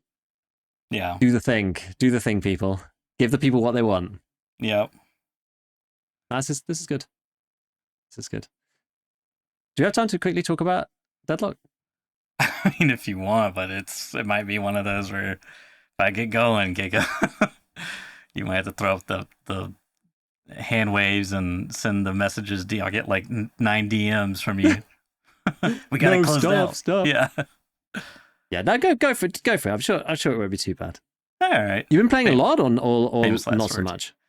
You know what? More recently, not as much, and it's kind of like for several reasons. I mean, I guess the big one is I almost got like a little bit of anxiety like around winning and losing, and part of it's due because I was changing my keybinds, and it's so frustrating for me personally when you change keybinds and your muscle memory is used to one way, Hmm. and you hit those things under pressure and it's not the thing you wanted to do, and it's just like it's an awful feeling. I hate that feeling so Yeah. much. So that was like kind of putting me off a bit from playing because I just didn't want to like go through that experience. Like I was actually getting very tilted. Like I played 3 games in a row where I was just like, I need a win. Like I just need a, and it's still hitting the wrong keybinds, and it's just like killing me. It Um, sounds like they've perfectly tapped into the MOBA vibe then. yeah, That's perfect. because I don't know why. It's just something about the game. Like there's a respectable amount of like skill to it outside of any MOBA related stuff. But then like Mm. trying to incorporate the MOBA stuff along with the skill stuff. Like there's something just satisfying about like executing well in the game. You know what I mean? Like I don't know what it Yeah. is. It's just like really satisfying. So but yeah, it's just a very interesting game because it has MOBA mechanics and it, it's like very Dota 2 esque, but it's different. Like it's 6v6 and there's not really like predefined roles, which is very Hmm. interesting because even in like the matchmaking, like you select 3 heroes, one that you really want to play, one that you kind of want to play, and then one that you'll play if the other 2 aren't available. And you can select as many, tier 3, like the worst tier, in your priority that you want. But yeah, you just get like thrown in and like random heroes on each team, and just like you got like 5 support esque heroes. Who cares? Like it's just like whatever, and they're not really like support. Like there's one character that has it's basically like Enigma's black hole. His Yeah. name's Dynamo, and he's got like a big AOE stun channeled ability. His like melee range, and then he's got some other stuff in his kit that's like disruption and like a heal, but like it's just weird how it works because the way the economy game works is like you just don't have either like through like map design or some mechanical design. You just don't have like these really hard carry and like sacrificial roles. Where it's like, oh, I'm putting money on me is not worth anything. Like you should take this farm carry. I'll support you and save you when they try to gank you. You really don't have anything like that. And then a lot of times, a lot of people's um, disparity in like their gold, or in this game it's called souls, is like only a couple thousand. There's like a few exceptions, but no, it's interesting because the one of the mechanics they have, because there's 4 lanes, and it's like, oh well, that's definitely different. Like 6v6 is already kind of different, and then now you got 4 lanes. It's like, what are you cooking, Valve? Like Yeah. what was wrong with the 3 lanes? And it's I mean it's nice because I don't know, it's even and not odd. I don't know, just weird brain stuff, but it then makes like the outer lanes like the safer lanes, because if you're in the middle 2 lanes, you You could can be crossed over into. Hmm. exactly. But what's even more interesting is the game's changing like every 2 weeks. They'll do like some update. And they just had an update yesterday, and I was reading. I was like, oh my god, my brain's already cooking. But anyways, um, you have dual lanes, right? So like the game starts, and I think currently how it works, it's predetermined, random. Like there's I can't even remember, but anyways, there's some lanes that are like predetermined solo lanes, and some that are dual lanes. Because you got 6 players in each team, so you got to divide them up, right? So you got 2 solos and 2 duos. Well, how it works with gaining gold, or souls in this case, is like most MOBAs, you like experience. Well, I guess that's the caveat I should add is in this game they combine soul, gold and XP into one. It's called souls, and so like, which also probably plays into that area of like Mm. everyone's like there's no predefined roles, because like everyone utilizes souls in the same manner. Like it buys you items and it makes you more powerful through leveling, you know, your abilities and just in levels in general. So like, yeah, but what they did is they shared the XP you got, but not by 50%. You got full credit. So you would kill the creep, you and your buddy would both get 100% of the credit, which at a first glance I was like, oh, that's like a really smart way to like make this more, I don't know, feel better, you know? Because it kind of sucks, like, because then there's also a last hit mechanic, which I think you've seen, where like you kill the creep and the little soul orb flies up, and now you gotta shoot the soul orb to get, and it can get denied. Does that just get you extra? It's like, do you get some just for killing it, and then you get extra if you shoot it afterwards? You get the little soul thing. If you shoot it afterwards, or if it expires, you get it. But the enemy can shoot that orb and deny that bonus from you and take it for themselves. So it's like you really, you don't want to let them do that, right? But when you're in the dual lane, you and your partner, you both share 100% of that. Like and what that basically means is you're effectively generating double the souls, right? It's like it's coming out of thin air. So like in other words, if for some reason that partner wasn't there, you would be wasting potential souls, right? Does that no matter how many people there are in a lane, you get 100%? No, so they did think of that. They were like, if you get 3, then it's going to split. I can't remember. Maybe it's split by 3. But what people figured out is like, hang on a minute. So what if I push the wave, right? Me and my partner, we both get, maximum value out of this lane.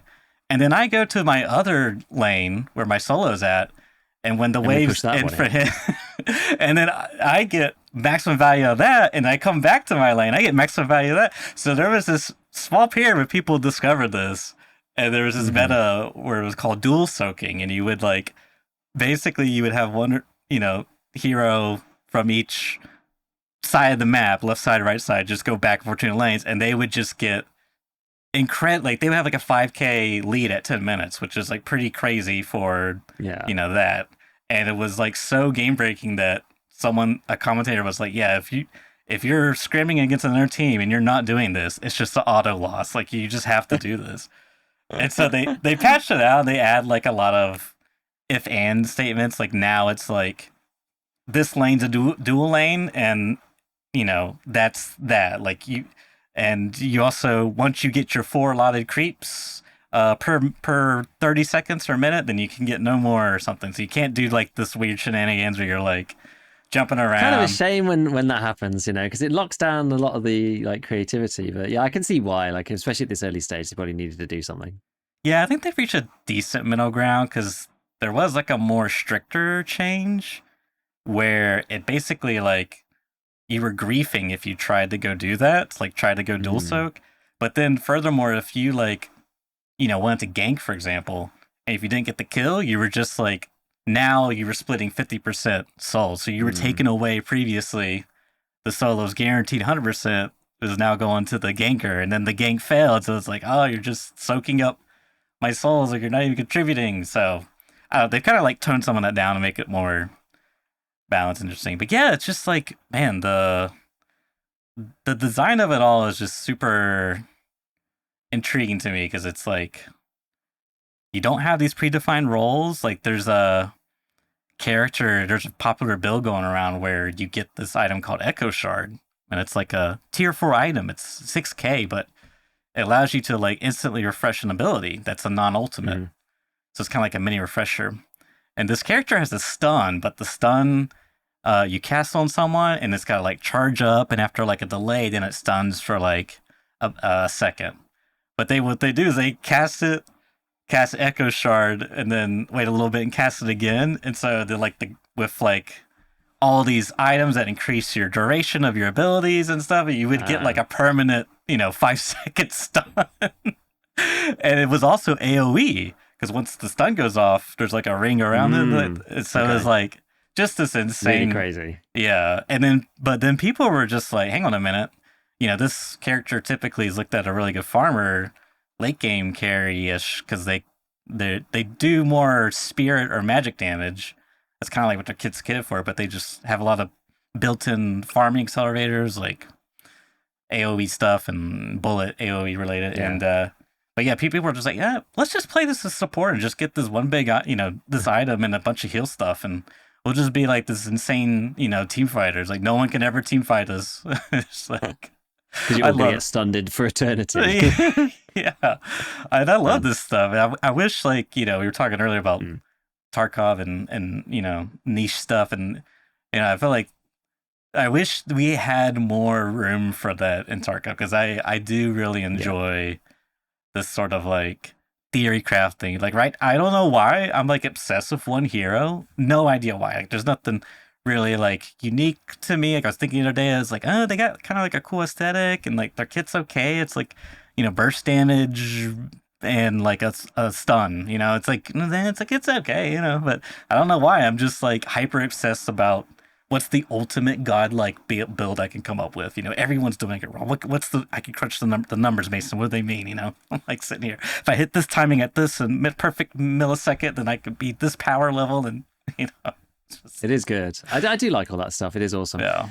Like I do sort of miss that. And that's why I miss the RTS world, right? Because like a lot of that, like 1v1 RTS was all about this kind of thing. Like what can you get away with? And there's all sorts of shenanigans. You could do all sorts of stuff. Like I used to play, I kind of played like mostly off the beaten track RTSs in some sense. The ones that weren't necessarily as like well known, but like Red Alert 3 was probably the one that I played the most, that I was like best at relative to the community or the player base or whatever. And that one had like all sorts of crazy stuff where like like helicoptering in engineers to like capture other people's like bits of other people's bases that are like critical, and then like you've got something else lined up because now that's within your build radius. You can build a turret that's already like you've pre-built it in your base, then you just pop it up in their base, like all sorts of crazy stuff.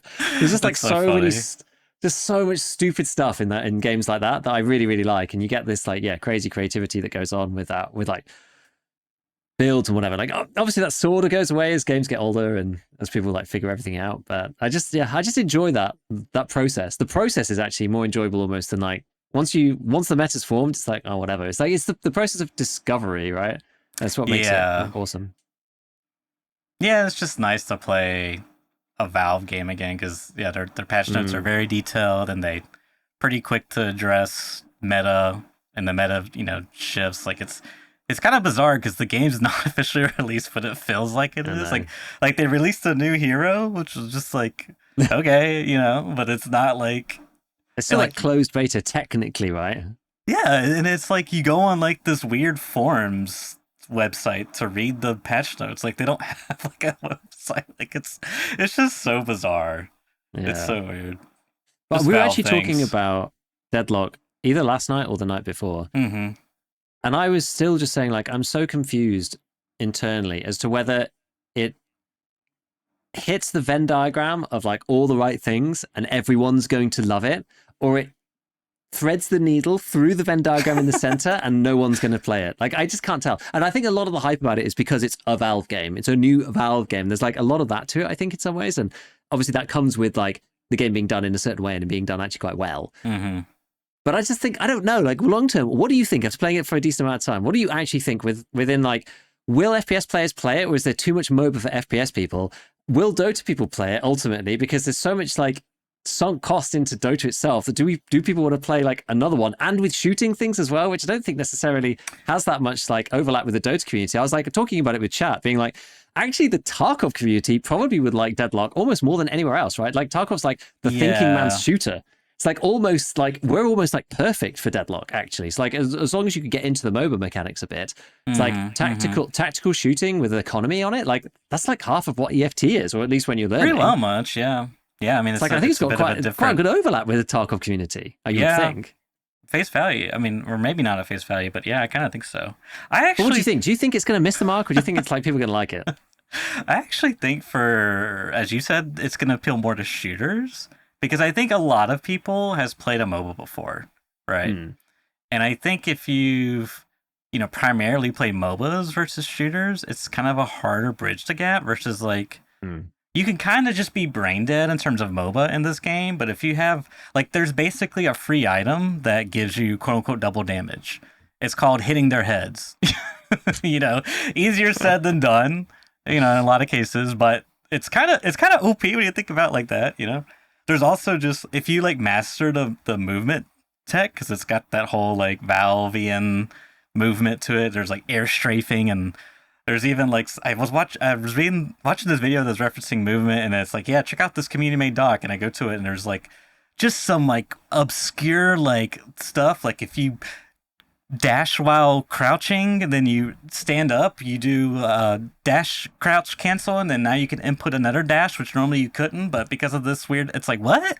It was like, yeah, if you just climb up on this billboard and like take a pixel step to the right, and then you press this key here and jump, you'll do like a super jump. It's like, what? It's like, so yeah, if you want to like master the like FPS or shooter movement, Valve and stuff, there's that for you. The MOBA side, like I guess there is, yeah, because there probably is some characters that are more like for example, I have like a shotgun, right? It's like you don't really need to, aim isn't super important. It's still important, but it's not like something that's a lot more precision related. And then their abilities are just like really good too. So I don't know. I mean, we'll see. Right now, it seems like reasonably accepting, but I do think it kind of skews more to the FPS, shooter players than the MOBA players. But maybe I don't know. Interesting. Yeah, we'll see. I don't know. We'll see. Yeah, one comment from chat. My friend who plays Deadlock seems to think it's actually fun, so maybe not a good game for Tarkov players. That's funny. Yeah, I don't know. I haven't played any more since. Mm-hmm. To be honest, like I would only really play if like a bunch of my friends are playing. I think we're all just like dabbling here and there. Yeah. So I don't know. I think we're more, because none of us are going to get like super into it. I think we're more likely to just play Dota together because it's a more. Yeah, I get that.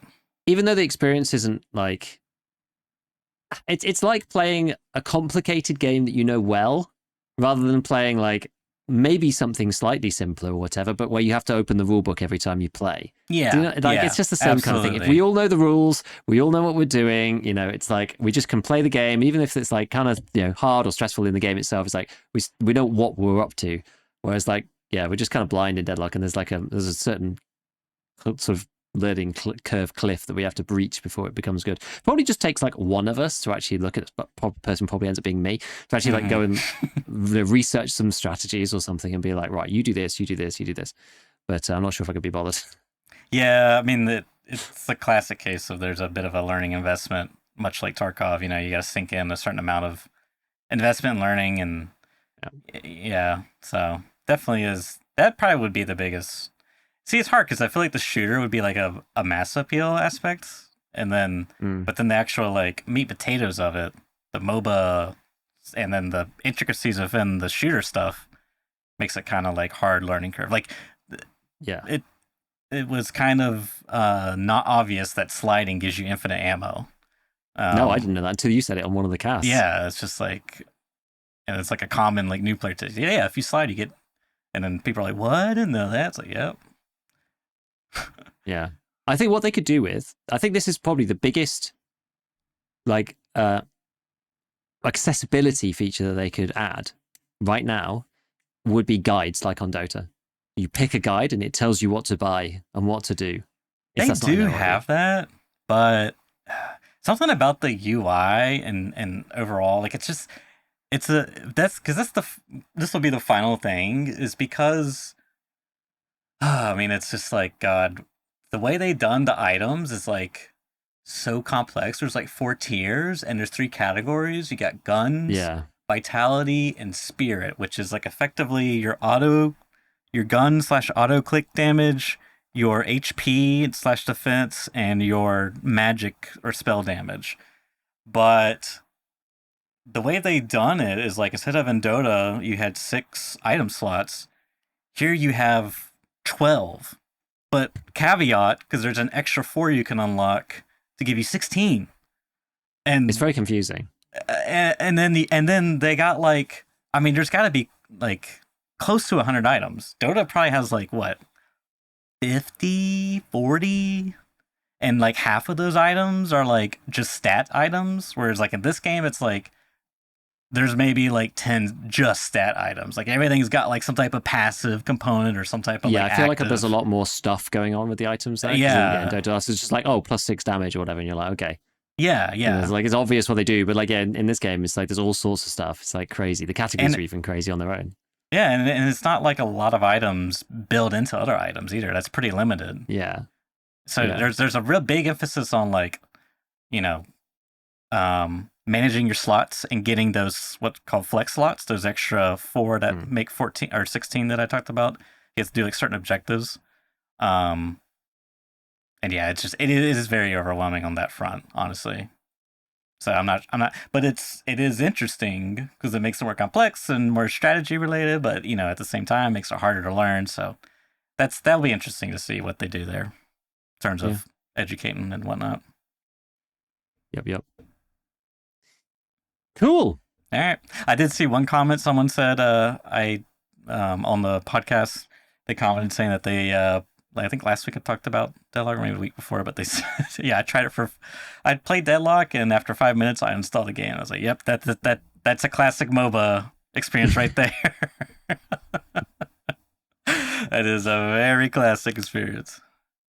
Wonder how many people have done that with Tarkov as well. Yeah, for sure. All right.